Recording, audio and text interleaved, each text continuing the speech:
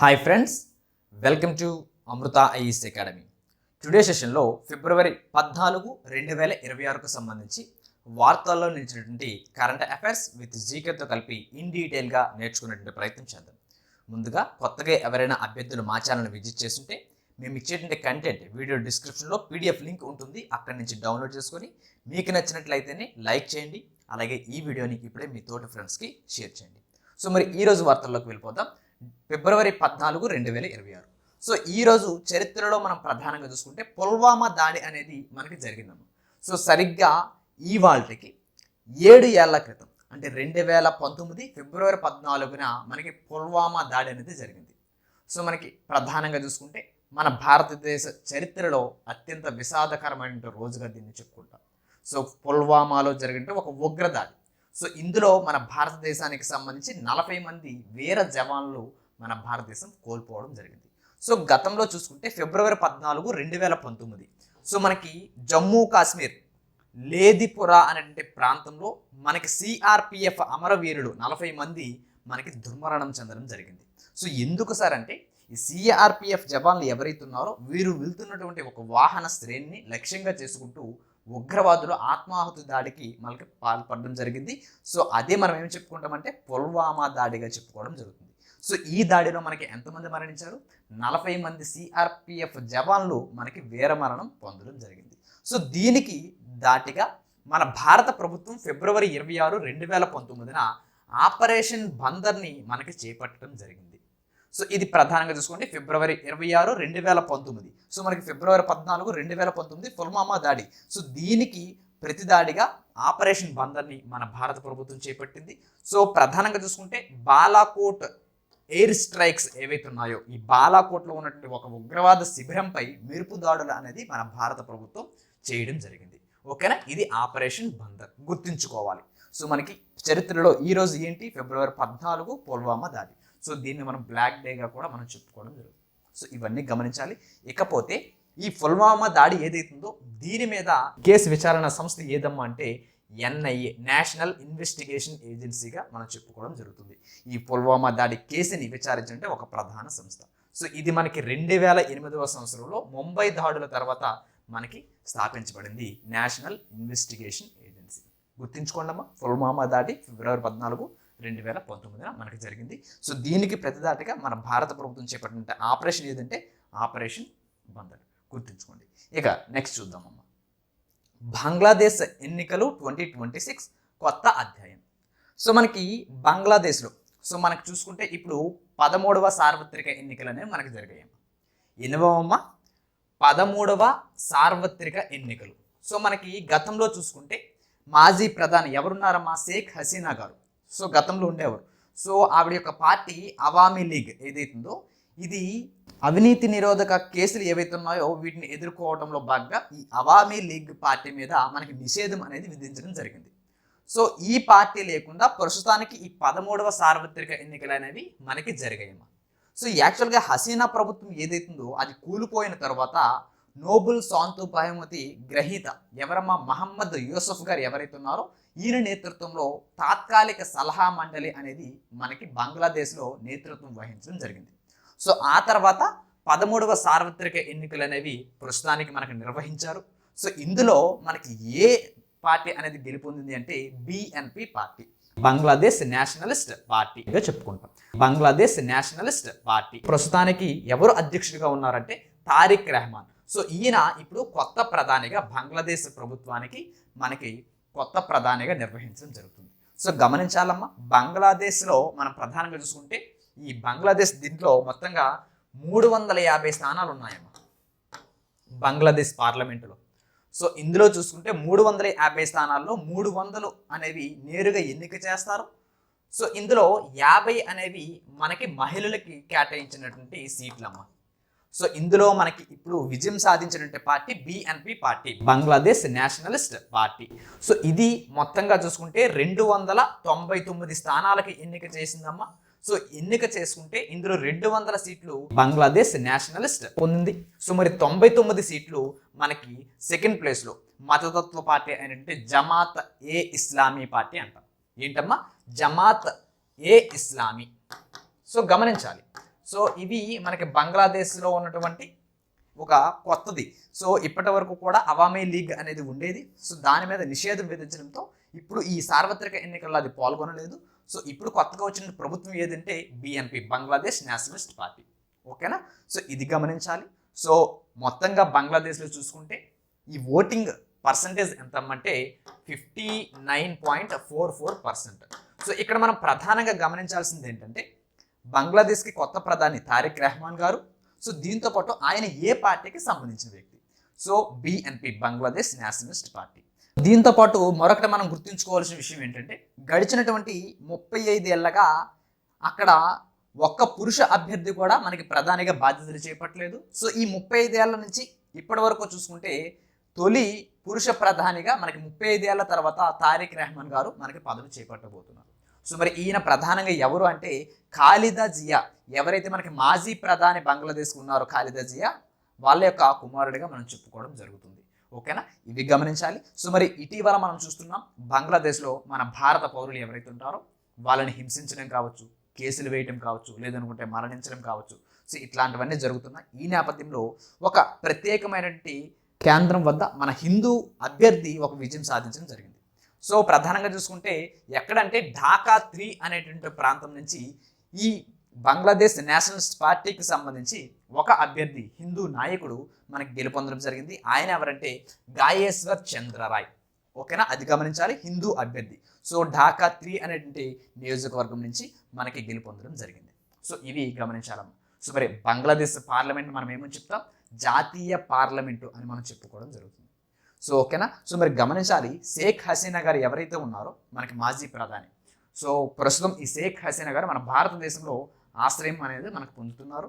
So ఈ Bangladesh national party ఏదైతుందో ఇది మనకి ఆవిడని అప్పగించాలని చెప్పేసి ఎప్పటి నుంచో కూడా మనకి కోరడం జరుగుతుంది. సో ఇది రాబోయేటువంటి రోజుల్లో మన భారత్కి అలాగే బంగ్లాదేశ్కి మధ్య దౌత్యపరంగా కీలకమైన అంశంగా మారే అవకాశం ఉంది. గుర్తుంచుకోండి ప్రధానంగా. సో తారిక్ రెహమాన్ గారు మనకి బంగ్లాదేశ్కి ప్రస్తుతానికి కొత్త ప్రధానిగా చేపడుతున్నారు. సో ఈయన ఏ పార్టీకి సంబంధించిన వారు? BNP, Bangladesh Nationalist party. So ఈయన ఎవరు? మాజీ ప్రధాని ఖాలిదా జియా యొక్క కుమారుడిగా చెప్పుకోవడం జరుగుతుంది. ఓకేనా? సో ఇవి ప్రధానంగా గుర్తుంచుకోండి 13వ సార్వత్రిక ఎన్నికలు. ఓకేనా? ఇక నెక్స్ట్ చూద్దాం. అబుదాబి బ్యాప్స్ ఆలయం సాఫ్ట్ పవర్ శిల్పకళ. సో మనకి అబుదాబిలో ఉన్నటువంటి బ్యాప్స్ ఆలయం ఏదైతుందో ఇది మనకి ఇప్పుడు 2వ వార్షికోత్సవాన్ని జరుపుకుంటుంది. సరిగ్గా ఇవాళకి 2 సంవత్సరాలు. సో ఇది ప్రధానంగా చూసుకుంటే ఫిబ్రవరి 14, 2024 మనకి ప్రారంభించారమ్మా. సో మరి ఎవరు ప్రారంభించారమ్మంటే మన ప్రధాని నరేంద్ర మోదీ గారు దీన్ని ప్రారంభించారు. సో ఫిబ్రవరి 14, 2024 మనకు ప్రారంభించారు. సో ఇది ఎక్కడ ఉందమ్మా? యునైటెడ్ అరబ్ ఎమిరేట్స్లో ఉన్నటువంటి అబుదాబి ఏదైతుందో అక్కడ ఈ ఆలయం ఉంది. సో బ్యాప్స్ హిందూ దేవాలయంగా మనం చెప్పుకోవడం జరుగుతుంది. సో ఇది ప్రధానంగా అబుదాబిలో మనం చూసుకుంటే అబూ మురైఖా అనేటువంటి ప్రాంతం. అబుదాబిలో ఉన్నటువంటి అబూ మురైఖా అనేటువంటి ప్రాంతంలో మనకి ఇది ఉందమ్మా. సో దీనిని నిర్వహించేటువంటి సంస్థ ఏదమ్మంటే బ్యాప్స్ సంస్థగా చెప్పుకుంటాం. అందుకే బ్యాప్స్ హిందూ దేవాలయంగా మనం చెప్పుకోవడం జరుగుతుంది. సో మరి బ్యాప్స్ అంటే ఏంటి? బచ్ సన్వాసి అక్షర్ పురుషోత్తం స్వామినారాయణ సంస్థగా చెప్పుకుంటాం. ఏంటమ్మా? బచ్ సన్వాసి అక్షర్ పురుషోత్తం స్వామినారాయణ సంస్థ. సో ఈ సంస్థ మనకి ఈ ఆలయాన్ని నిర్వహించడం జరుగుతుంది. సో దీన్ని మనకి నరేంద్ర మోదీ గారు మనకి 2024 ఫిబ్రవరి 14 మనకు ప్రారంభించారు. అయితే ఈ ఆలయం ప్రత్యేకతగా మనం చూసుకుంటే ఇది నగారా శైలిలో మనకు నిర్మించారమ్మా. అడుగుతారు, సో ఏ శైలిలో నిర్మించారంటే నగారా స్టైల్లో దీన్ని మనకి నిర్మించడం జరిగింది. సో ఇందులో మనకి 7 శిఖరాలు ఉంటాయి.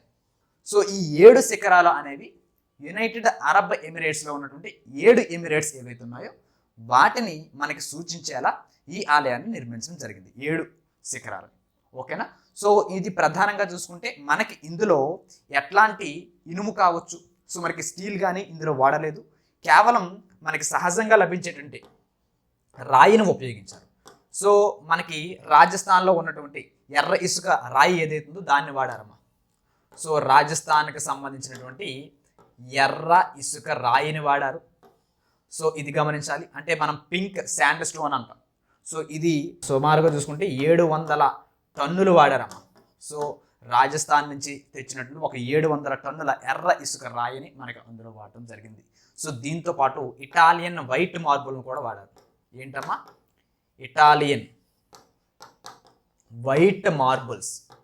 సో వీటిని కూడా మనకి ఇందులో వాడటం జరిగింది. ఓకేనా? ఇవి గమనించాలి. అయితే ఈ ఆలయం ప్రత్యేకత మరొకటి ఏంటంటే మనకి వసుదైక కుటుంబం అనేటువంటి ఒక భావన కలిగించేలా, సో ఈ సందేశాన్ని చాటి చెప్పడం కోసం ప్రధానంగా ఈ దేవాలయ గోడలు ఏవైతే ఉన్నాయో వీటి మీద మన భారతదేశ పురాణాలు ఏవి, రామాయణం మహాభారతం ఉన్నాయి కదా, సో వీటికి సంబంధించి రామాయణం భారతానికి సంబంధించి మనకి ఆ కథలతో కూడుకున్నటువంటి చిత్రాలు. సో దీంతో పాటు మనకి మాయన్ చరిత్ర కావచ్చు, అజ్టెక్ చరిత్ర కావచ్చు, అరబిక్ చిత్రకళలు కావచ్చు, అలాగే ఈజిప్షియన్ చిత్రకళలు కావచ్చు. సో వీటికి సంబంధించి చిత్రపటాలు అనేవి మొత్తంగా ఈ ఆలయం గోడల మీద మనకి చిత్రీకరించడం జరిగింది. సో ఇది ఓవరాల్గా చూసుకుంటే వసుదైక కుటుంబం అనేటువంటి సందేశాన్ని మనకి చాటి చెప్పడం జరుగుతుంది. సో ఇవి మనం గమనించుకోవాలి. అయితే ఈ ఆలయానికి భూమిని ఎవరు కేటాయించారమ్మంటే యునైటెడ్ అరబ్ ఎమిరేట్స్ అధ్యక్షుడు ఎవరమ్మా? షేక్ మొహమ్మద్ బిన్ జాయిద్ అల్ సహ్వాన్. ఈయన మనకి ఈ దేవాలయానికి సంబంధించి కొంత భూమిని మనకి బహుమతిగా దానం ఇవ్వడం జరిగింది. సో మనకి అందరికీ తెలుసు యునైటెడ్ అరబ్ ఎమిరేట్స్ విషయానికి వస్తే దాని రాజధాని ఏదమ్మా? అబుదాబిగా చెప్పుకోవడం జరుగుతుంది. సో యుఏఈ యొక్క కరెన్సీ యుఏఈ దిర్హామ్స్గా మనం చెప్పుకోవడం జరుగుతుంది. ఓకేనా? అది ఒకటి గమనించాలి. ఇకపోతే ఈ అంతర్జాతీయ స్థాయిలో హిందూ దేవాలయాలు ఏమేమి ఉన్నాయి అవి మనం చూసుకుంటే అసలు మొదటిగా అక్షర్ధామ్ ఉందమ్మా. అక్షర్ధామ్. సో ఈ అక్షర్ధామ్ అనేది మనకి ఎక్కడ ఉందమ్మా? అమెరికాలో ఉంది. సో అమెరికాలో ప్రత్యేకంగా చెప్పాలంటే న్యూ జెర్సీ ప్రాంతంలో ఉందమ్మా. సో ఇది మనకి అమెరికాలోనే అతిపెద్ద హిందూ దేవాలయంగా చెప్పుకుంటాం అక్షర్ధామ్. సో మరి దీంతో పాటు ప్రపంచంలోనే అతిపెద్ద మతపరమైనటువంటి ఒక కట్టడం ఉంది. అది ఏంటమ్మా? Angkor what.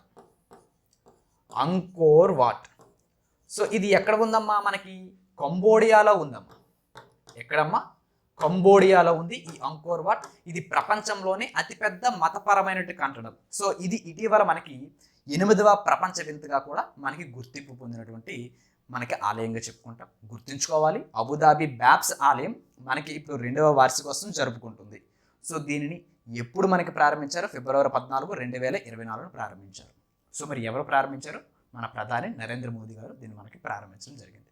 సో గమనించాలి, 2వ వార్షికోత్సవం జరుపుకుంటుంది.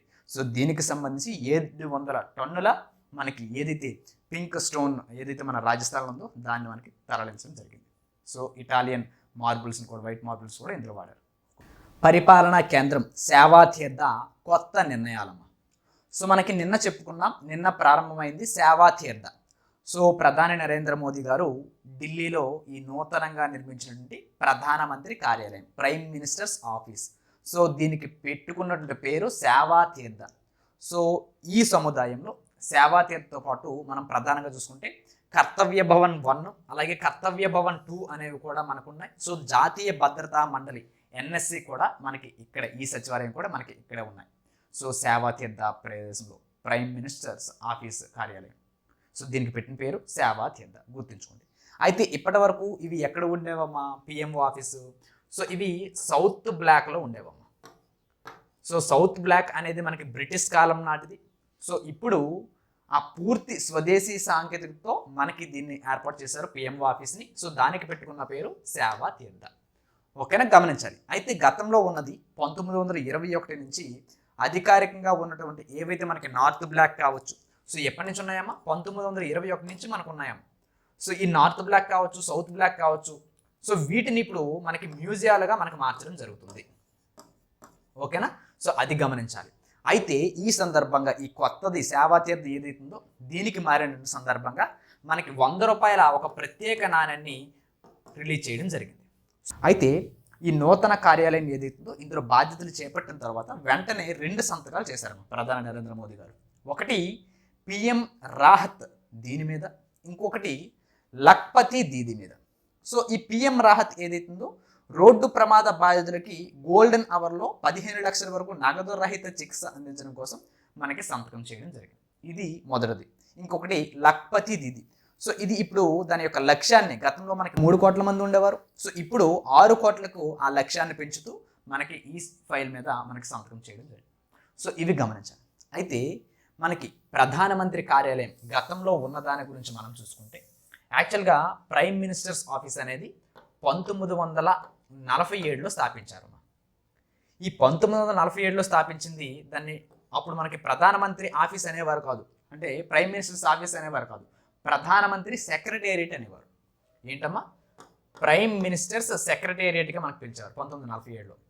ఆ తర్వాత 1977లో మనం చూసుకుంటే దీనిని ప్రధానమంత్రి ఆఫీస్, సో ప్రైమ్ మినిస్టర్స్ ఆఫీస్గా మనకి మార్చడం జరిగింది. సో మనకి సౌత్ బ్లాక్ అలాగే నార్త్ బ్లాక్ రెండు ఉంటాయి. సో వాటిని మనకి ఎవరమ్మా రూపొందించారంటే హెర్బర్ట్ బేకర్ గారు మనకి రూపొందించారమ్మా. Herbert baker. సో ఈయన మనకి నార్త్ బ్లాక్ కావచ్చు అలాగే సౌత్ బ్లాక్ కావచ్చు. సో ఈయనే మనకి వాటిని రూపొందించడం జరిగింది. అయితే న్యూఢిల్లీలో కొన్ని ఉన్నాయి. సో వాటిని ఎవరు రూపొందించారమ్మంటే ఎడ్విన్ లుటియన్స్ ఈయన మనకి వాటిని రూపొందించడం జరిగింది ఢిల్లీలో ఉన్నట్లు. ఓకేనా? సో అది గమనించాలి. అయితే మనకి ఈ సౌత్ బ్లాక్ ఏదైతుందో, సౌత్ బ్లాక్లో ఏమేమి ఉండేవి గతంలో మనకి? సౌత్ బ్లాక్లో పిఎంఓ ఆఫీస్ ఉండేది. సో మరి విదేశీ వ్యవహారాల శాఖ ఉండేది. సో మరి రక్షణ శాఖ కూడా మనకి సౌత్ బ్లాక్లో ఉండేది. సో మరి నార్త్ బ్లాక్లో ఏమేమి ఉండేవమ్మా? సో మనకి హోమ్ శాఖ ఉండేది. ఇకపోతే ఇందులో ఆర్థిక శాఖ కూడా మనకి నార్త్ బ్లాక్లోనే ఉండేది. సో మిగిలిన శాఖలన్నీ కూడా మనకి న్యూఢిల్లీలో ఉండేవి. సో అవి గమనించాలి. సో ఇప్పుడు వీటి స్థానంలో మనకి కొత్తగా ఈ పిఎంఓ భవనం కొత్తవి ఏవైతే ఉన్నాయో వీటిని తీసుకురావడం జరిగింది. అయితే వీటిని నిర్మించడం కోసం మన భారత ప్రభుత్వ పరిపాలన కేంద్రాన్ని మళ్ళీ తిరిగి నిర్మించాలనే ఉద్దేశంతో ఒక ప్రాజెక్టుతో వీటిని తీసుకొచ్చారు. అదే ఏంటంటే సెంట్రల్ విస్టా ప్రాజెక్ట్. సో గమనించాలి, నేను ఇవన్నీ కూడా ఎందుకు చెప్తున్నానంటే ఓవరాల్గా మీకు అంత సమాచారం ఒక దగ్గరే ఉంటుందమ్మా. సో సెంట్రల్ విస్టా ప్రాజెక్ట్ ద్వారా ఇవన్నీ కూడా మనకు చేపట్టారు. సో దీంట్లోనే ఈ సెంట్రల్ విస్టా ప్రాజెక్ట్లో భాగంగానే మనకి కొత్త పార్లమెంట్ భవనం కావచ్చు, ఈ సెక్రటేరియట్, సెంట్రల్ సెక్రటేరియట్ కావచ్చు, ప్రైమ్ మినిస్టర్స్ ఆఫీస్ కావచ్చు, అలాగే ఉపరాష్ట్రపతి నివాసం కావచ్చు, ఇవన్నీ కూడా ఈ ప్రాజెక్టు ద్వారానే మనకి చేపట్టడం జరుగుతుంది. సో దీంట్లో భాగంగానే మనకి కొత్త పార్లమెంట్ భవనాన్ని గతంలో ప్రారంభించారు. ఎప్పుడు ప్రారంభించారమ్మా? మే 28, 2023లో మనకు ప్రారంభించారు కొత్త పార్లమెంటు భవనాన్ని. ఓకేనా? సో ఎప్పుడు ప్రారంభించారు? మే 28, 2023లో మనకు ప్రారంభించారు. సో అందులో లోక్సభ, రాజ్యసభని మనకి రూపొందించారు కదా. సో లోక్సభ యొక్క సామర్థ్యం ఎంతమ్మా? ఎన్ని సీట్లతో మనకు నిర్మించారు? సో మనకి 888 సీట్ల సామర్థ్యంతో మనకి దాన్ని నిర్మించడం జరిగింది లోక్సభ. సో మరి రాజ్యసభని 384 సీట్లు కలిగినట్లు మనకి ఆ పార్లమెంట్ని మనకి రూపొందించడం జరిగింది. సో ఇవి కూడా మరొకసారి మనం గుర్తు చేసుకోవాలి. సో మరి సెంట్రల్ సెక్రటేరియట్ ఏదైతుందో దాన్ని రూపొందించారు. సో అందులో మొత్తంగా మనం చూసుకుంటే 10 భవనాలు ఉంటాయి సెంట్రల్ సెక్రటేరియట్లో. ఈ 10 భవనాలకి కూడా ఏదైతే మనకి మెట్రో ఉందో ఈ మెట్రో ద్వారా వాటిని అన్నింటిని కూడా మనకి అనుసంధానించబడతాయి. సో మరి ఈ సెంట్రల్ సెక్రటేరియట్ కావచ్చు, సో ఈ పిఎంఓ ఆఫీస్ కావచ్చు, ఇవన్నీ కూడా మనకి కొత్త దాన్ని ఈ సెంట్రల్ విస్టా ప్రాజెక్టులు ఏవైతే ఉన్నాయో వీటిని ఎవరు మనకి రూపొందించారు? ఎవరు రూపశిల్పి అంటే మనకి బిమల్ పటేల్. సో ఇది గమనించాలమ్మా. సో కొత్తది ఎవరు రూపొందించారో అని అడుగుతారు. సో బిమల్ పటేల్ గారు మనకి రూపొందించడం జరిగింది. సో ఇవి మనం గమనించాలమ్మా. ఇకపోతే ఈ కొత్తగా ఇది సేవా తీర్థకి మారినటువంటి సందర్భంలో మనకి 2 ఫైళ్ళ మీద సంతకాలు చేశారని చెప్పాం. ఒకటి పిఎం రాహత్ ఒకటి, ఇంకొకటి లఖ్పతి దీది ఒకటి. సో మరి పిఎం రాహత్ విషయానికి వస్తే ఎవరైతే మనకి రోడ్డు ప్రమాదాల వల్ల జరిగేటువంటి మరణాలు ఏవైతే ఉంటాయో వీటిని తగ్గించడం కోసం ఈ పథకాన్ని ప్రధానంగా మనకి తీసుకొచ్చింది పిఎం రాహత్. సో దీని యొక్క పూర్తి పేరు గుర్తుంచుకోండి. PM Rahat. So prime minister's relief and assistance for highway accident ట్రామాగా చెప్పుకోవడం జరుగుతుంది. So prime minister's relief and assistance for highway accident ట్రామాగా చెప్పుకుంటాం పిఎం రాహత్.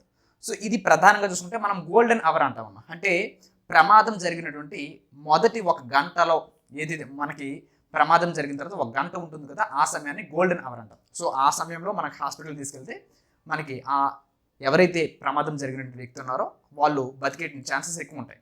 సో ఈ సందర్భంగా ఈ గోల్డెన్ అవర్ ఏదైతే ఉంటుందో ఈ గోల్డెన్ అవర్లో బాధితులు ఎవరైతే ఉంటారో వాళ్ళకి నేరుగా వైద్యం అందించడం కోసం మనకి తీసుకురాబడినటువంటి ఈ పథకం పిఎం రాహత్. సో దీనిలో మనకి ఎవరైతే బాధితులు ఉంటారో ఈ గోల్డెన్ అవర్లో వాళ్ళకి 15 లక్షల రూపాయల వరకు నగదురహిత చికిత్స అందించడం కోసం తీసుకురాబడినటువంటి ఒక పథకం. సో దీని మీద మనకు సంతకం చేయడం జరిగింది. ఓకేనా? సో ఇది గమనించాలి. ఇకపోతే లఖ్పతి దీది. సో మనకి ఇది ప్రధానంగా చూసుకుంటే 2023 ఆగస్టు 15న మనకి ఎర్రకోట నుంచి మనకి దీన్ని ప్రధాని నరేంద్ర మోదీ గారు ఫస్ట్ మనకి ప్రకటించడం జరిగింది, లఖ్పతి దీది. సో దీని యొక్క ప్రధాన ఉద్దేశం ఏంటమ్మా అంటే, ఎవరైతే మహిళా సంఘాలు ఏవైతే ఉంటాయో ఈ మహిళా సంఘ సభ్యులకి సాంకేతిక శిక్షణ ఇస్తారమ్మా. అంటే ఒక రకంగా మనం చూసుకుంటే డ్రోన్ ఆపరేషన్స్ కావచ్చు, లేదు అనుకుంటే ప్లంబింగ్స్ కావచ్చు, ఎల్ఈడి బల్బులు ఏవైతే ఉంటాయో వీటి తయారీ కావచ్చు. సో ఇట్లాంటి వాటి తయారీ ఆధారంగా అంటే సాంకేతిక శిక్షణ ఇవ్వడం ద్వారా వాళ్ళ యొక్క వార్షిక ఆదాయం అనేది 1 లక్ష కంటే ఎక్కువ అనేది పెంచాలి అంటే ప్రధాన ఉద్దేశంతో ఈ పథకాన్ని తీసుకొచ్చారు లఖ్పతి దీది. సో మొట్టమొదటిసారిగా ఎప్పుడు ప్రకటించారు? 2023 ఆగస్టు 15. సో ఇది గమనించాలి. సో ఈ లఖ్పతి దీది యొక్క లక్ష్యం ఏదైతుందో గతంలో మనకి 3 కోట్ల మందికి దీనిని చేకూర్చేలా చేయడం అనేది దీని యొక్క లక్ష్యం. సో ఇప్పుడు దీని లక్ష్యాన్ని పెంచుతూ మనకి సంతకం చేయడం జరిగింది. సో దీని లక్ష్యాన్ని ఇప్పుడు ఎంతకు పెంచారు? 6 కోట్లకి దీన్ని పెంచుతూ మన ప్రధాని నరేంద్ర మోదీ గారు ఈ కొత్త ఆఫీసులో మనకి సంతకాలు చేయడం జరిగింది. గుర్తుంచుకోవాలి, పిఎం రాహత్ ఒకటి, ఇంకొకటి లఖ్పతి దీది ఒకటి. ఓకేనా? గుర్తుంచుకోండి. సో పాతవి చెప్పాను, సో కొత్త ఏవైతే సేవా తీర్థి ఉందో దీంట్లో చెప్పాను, సో కొత్తగా ఏ సంతకాలు చేశారని చెప్పాను. సో మరి ఏ నాణ్యాన్ని రిలీజ్ చేశారో? 100 రూపాయల నాణ్యం. సో ఇవన్నీ గుర్తుంచుకోండి. సో అంత సమాచారం ఒకే దగ్గర మనకి పొందుపరచడం జరుగుతుంది. ఇక నెక్స్ట్ చూద్దాం. సో ఈరోజు మనకి ఆర్థిక వ్యవస్థలో ప్రధానంగా చూసుకుంటే మనకి 2 విషయాలు నిలిచాయి. ఒకటి ద్రవ్యోల్బణం డేటా, ఇది నిన్న కూడా మనం చెప్పుకున్నాం, మరొకసారి వచ్చింది, అది కూడా చెప్పుకుందాం. ఇక ఇంధన దౌత్యంలో మనకి ఒక ఒప్పందం అనేది కుదిరింది. సో ఏదైతే వెనుజువాలా ఏదైతుందో ఇక్కడి నుంచి మన భారత్లోని రిలయన్స్ కంపెనీ దానికి ఇంధన దౌత్యం కోసం ఒప్పందం అనేది చేకూర్చింది. సో ముందుగా ద్రవ్యోల్బణం డేటా చూద్దాం. అసలు ఇంతకీ ద్రవ్యోల్బణం అంటే ఏంటమ్మా? సో మనకి వస్తువులు కావచ్చు, లేదు అనుకుంటే సేవలు కావచ్చు, వాటి యొక్క ధరలు నిరంతరం పెరగటాన్ని మనం ద్రవ్యోల్బణంగా చెప్పుకోవడం జరుగుతుంది. సో ఈ ద్రవ్యోల్బణం ఏం జరుగుతుంది? రూపాయి కొనుగోలు శక్తి అనేది మనకి తగ్గిపోవడం జరుగుతుంది. సో మరి దీన్ని ఏ విధంగా నిర్ణయిస్తారు? సో మనకి కన్జ్యూమర్స్ ప్రైస్ ఇండెక్స్ అని అంటాం, అలాగే హోల్సేల్ ప్రైస్ ఇండెక్స్ అంటాం. ఈ రెండింటి ఆధారంగా మనకి లెక్కించడం జరుగుతుంది. సో ఇందులో ప్రధానంగా కన్జ్యూమర్స్ ప్రైస్ ఇండెక్స్, దీనికి సంబంధించి మనకి ప్రధానంగా ఏదైతే ఒక బేస్ ఇయర్ అంటాం, అంటే ధరలు ఏవైతే ఉంటాయో వాటిని పోల్చడం కోసం ప్రాతిపదికగా 1 సంవత్సరం తీసుకుంటాం. దాన్ని ఏమంటామంటే బేస్ ఇయర్ అంటాం, బేస్ ఇయర్. సో ఈ ఇయర్ని ఇప్పుడు మనకి మార్చడం జరిగిందమ్మా. సో మరి గతంలో మనం చూసుకుంటే మనకి 2011, 2012 ఆర్థిక సంవత్సరాన్ని మనకి బేస్ ఇయర్గా తీసుకునేవారు. సో ఇప్పుడు ఈ బేస్ ఇయర్ని మనకి మార్చడం జరిగింది. సో మరి ఎప్పటికి మార్చారంటే 2023, 2024 ఆర్థిక సంవత్సరాన్ని ఇప్పుడు కన్జ్యూమర్స్ ప్రైస్ ఇండెక్స్కి మనకి బేస్ ఇయర్గా మార్చడం జరిగింది. సో దీని ఆధారంగా జనవరి నెలకు సంబంధించి 2025కి సంబంధించి ఈ కన్జ్యూమర్స్ ప్రైస్ ఇండెక్స్ ఆధారంగా ద్రవ్యోల్బణం అనేది ఏ విధంగా ఉంది అని చెప్పుకుంటూ మనకి రిలీజ్ అయిందన్నమాట డేటా. సో దాని గురించి చూసుకోవాలి. సో ఇందులో భాగంగా మన భారత ప్రభుత్వం యొక్క సగటు ఏదైతే మనకి ద్రవ్యోల్బణం ఉందో, సో ఇది ఎలా ఉంది అంటే 2.75% అనేది మనకు ఉందమ్మా. సో దేశం యొక్క సగటు ద్రవ్యోల్బణం జనవరి నెలకు సంబంధించి 2.75% అమ్మా. సో మన దేశంలో ఈ ద్రవ్యోల్బణం అనేది ఎక్కువగా ఉన్నటువంటి రాష్ట్రాలు కనుక చూసుకుంటే ప్రధానంగా తెలంగాణ రాష్ట్రం. సో ఇది మొదటి ప్లేస్లో ఉందమ్మా. ఇక్కడ మనకి దేశంలోనే అత్యధికంగా 4.92% అనేది మనకి ద్రవ్యోల్బణం నమోదవుతూ మనకి దేశంలోనే అత్యంత ఉన్నతమైనటువంటి స్థాయిలో మనకి ఉంది. సో ఇక్కడ అంటే మనం ఏం గమనించాలి? ఇక్కడ రేట్లు అనేవి చాలా ఎక్కువగా ఉన్నాయని గమనించాలి. ఇక 2వ ప్లేస్లో చూసుకుంటే కేరళ ఉందమ్మా. సో కేరళ 2. ఇక 3వ ప్లేస్లో తమిళనాడు, 4వ ప్లేస్లో చూసుకుంటే రాజస్థాన్ అమ్మా. సో కేరళలో చూసుకుంటే 3.67% ఉందమ్మా. సో మరి తమిళనాడులో చూసుకుంటే 3.36% ఉందమ్మా ద్రవ్యోల్బణం. ఇక రాజస్థాన్లో చూసుకుంటే 3.17% అనేది మనకి నమోదైందమ్మా. సో ద్రవ్యోల్బణం డేటా ప్రకారం మనం చూసుకుంటే ఇప్పుడు కొత్త బేస్ ఇయర్ని మార్చారు. 2023, 2024ని మన కొత్త బేస్ ఇయర్గా మారుస్తున్నారు. సో దీని ప్రకారంగా మనం చూసుకుంటే 2025 జనవరి నెలకు సంబంధించి ద్రవ్యోల్బణం ఏ విధంగా ఉందంటే సగటున దేశంది 2.75 ఉంటే సో తెలంగాణ అనేది 4.92% ద్రవ్యోల్బణం నమోదవుతూ మనకి దేశంలోనే అత్యధిక స్థానంలో ఉంది. సో మరి రెండో స్థానంలో కేరళ 3.67%, ఇక 3 తమిళనాడు 3.36%, ఇక 4th ప్లేస్లో మనకి రాజస్థాన్ 3.17%. ఈ కన్జ్యూమర్స్ ప్రైస్ ఇండెక్స్ గణనలో కొన్ని మార్పులు తీసుకొచ్చారమ్మా. ఓకేనా, అదొకటి గమనించాలి.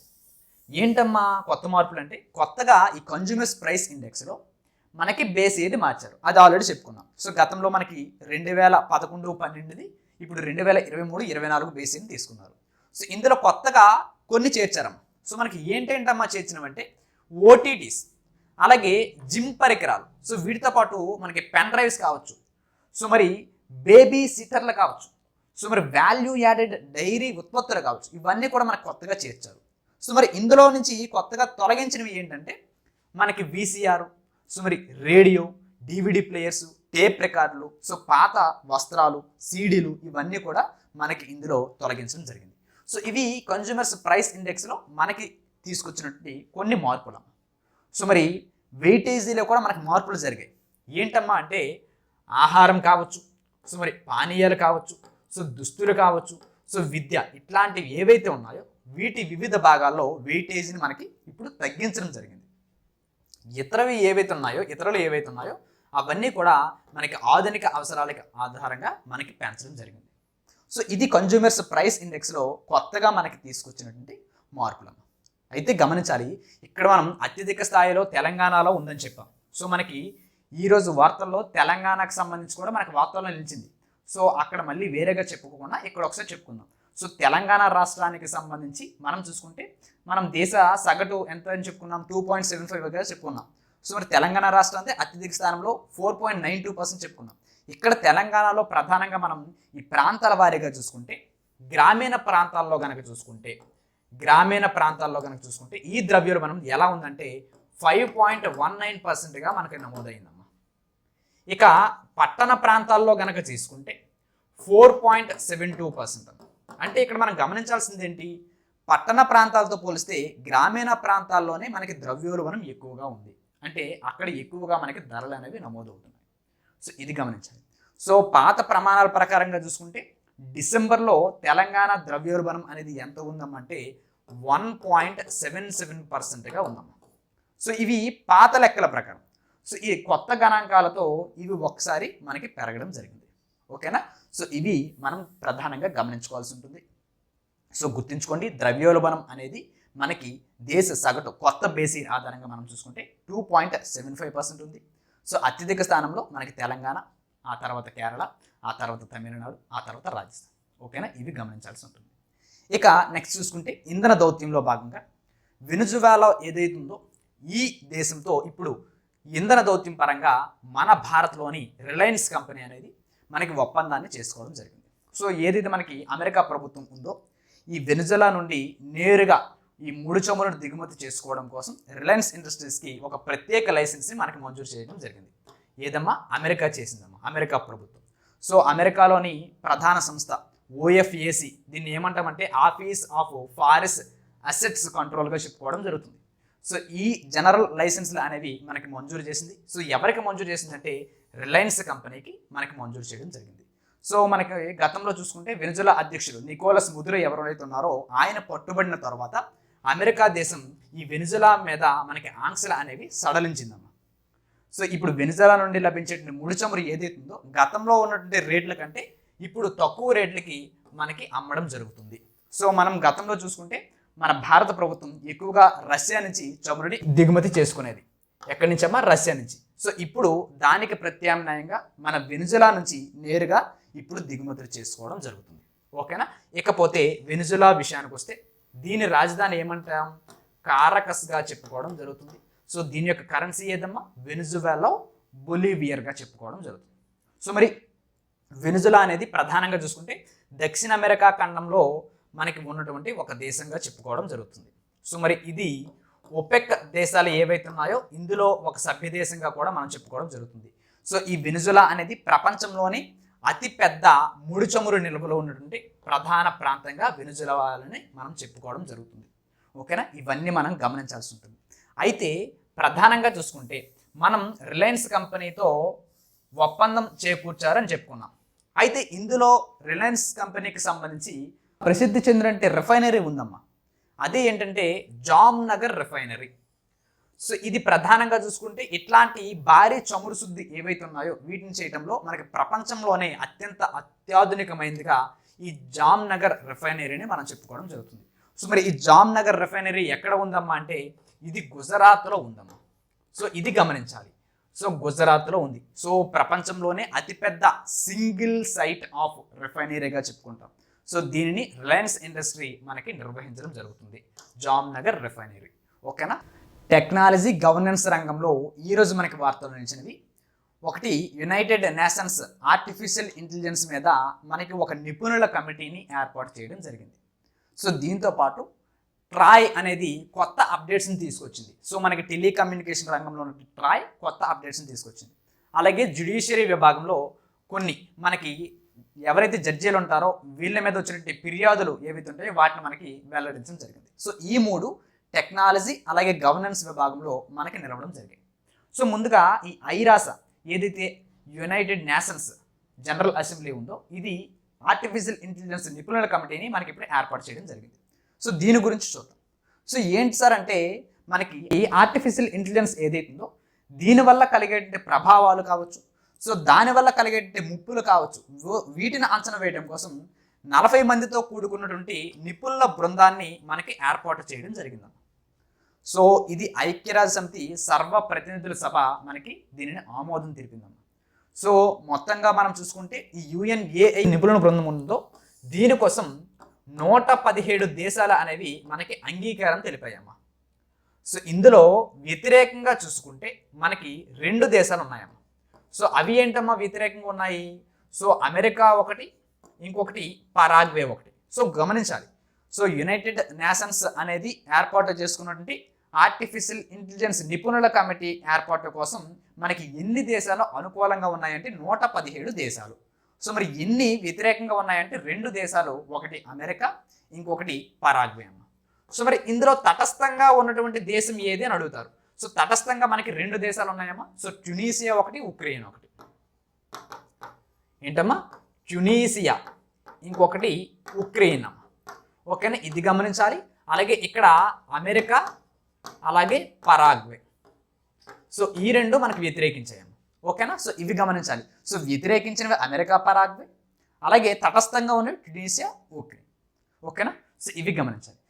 ప్రధానంగా చూసుకుంటే ఈ ఐరాస ఏర్పాటు చేసుకున్నటువంటి ఈ AI నిపుణుల కమిటీ ఏదైతుందో ఇది ఒక స్వతంత్ర సంస్థగా మనకి పనిచేయడం జరుగుతుంది. సో ఇందులో మన భారత్, అమెరికా, రష్యా, చైనాకు సంబంధించి నిపుణులతో పాటు నోబెల్ బహుమతులు ఎవరైతే గెలుపొందారో వాళ్ళకు సంబంధించి కొంతమంది ఇందులో సభ్యులుగా ఉన్నారమ్మ.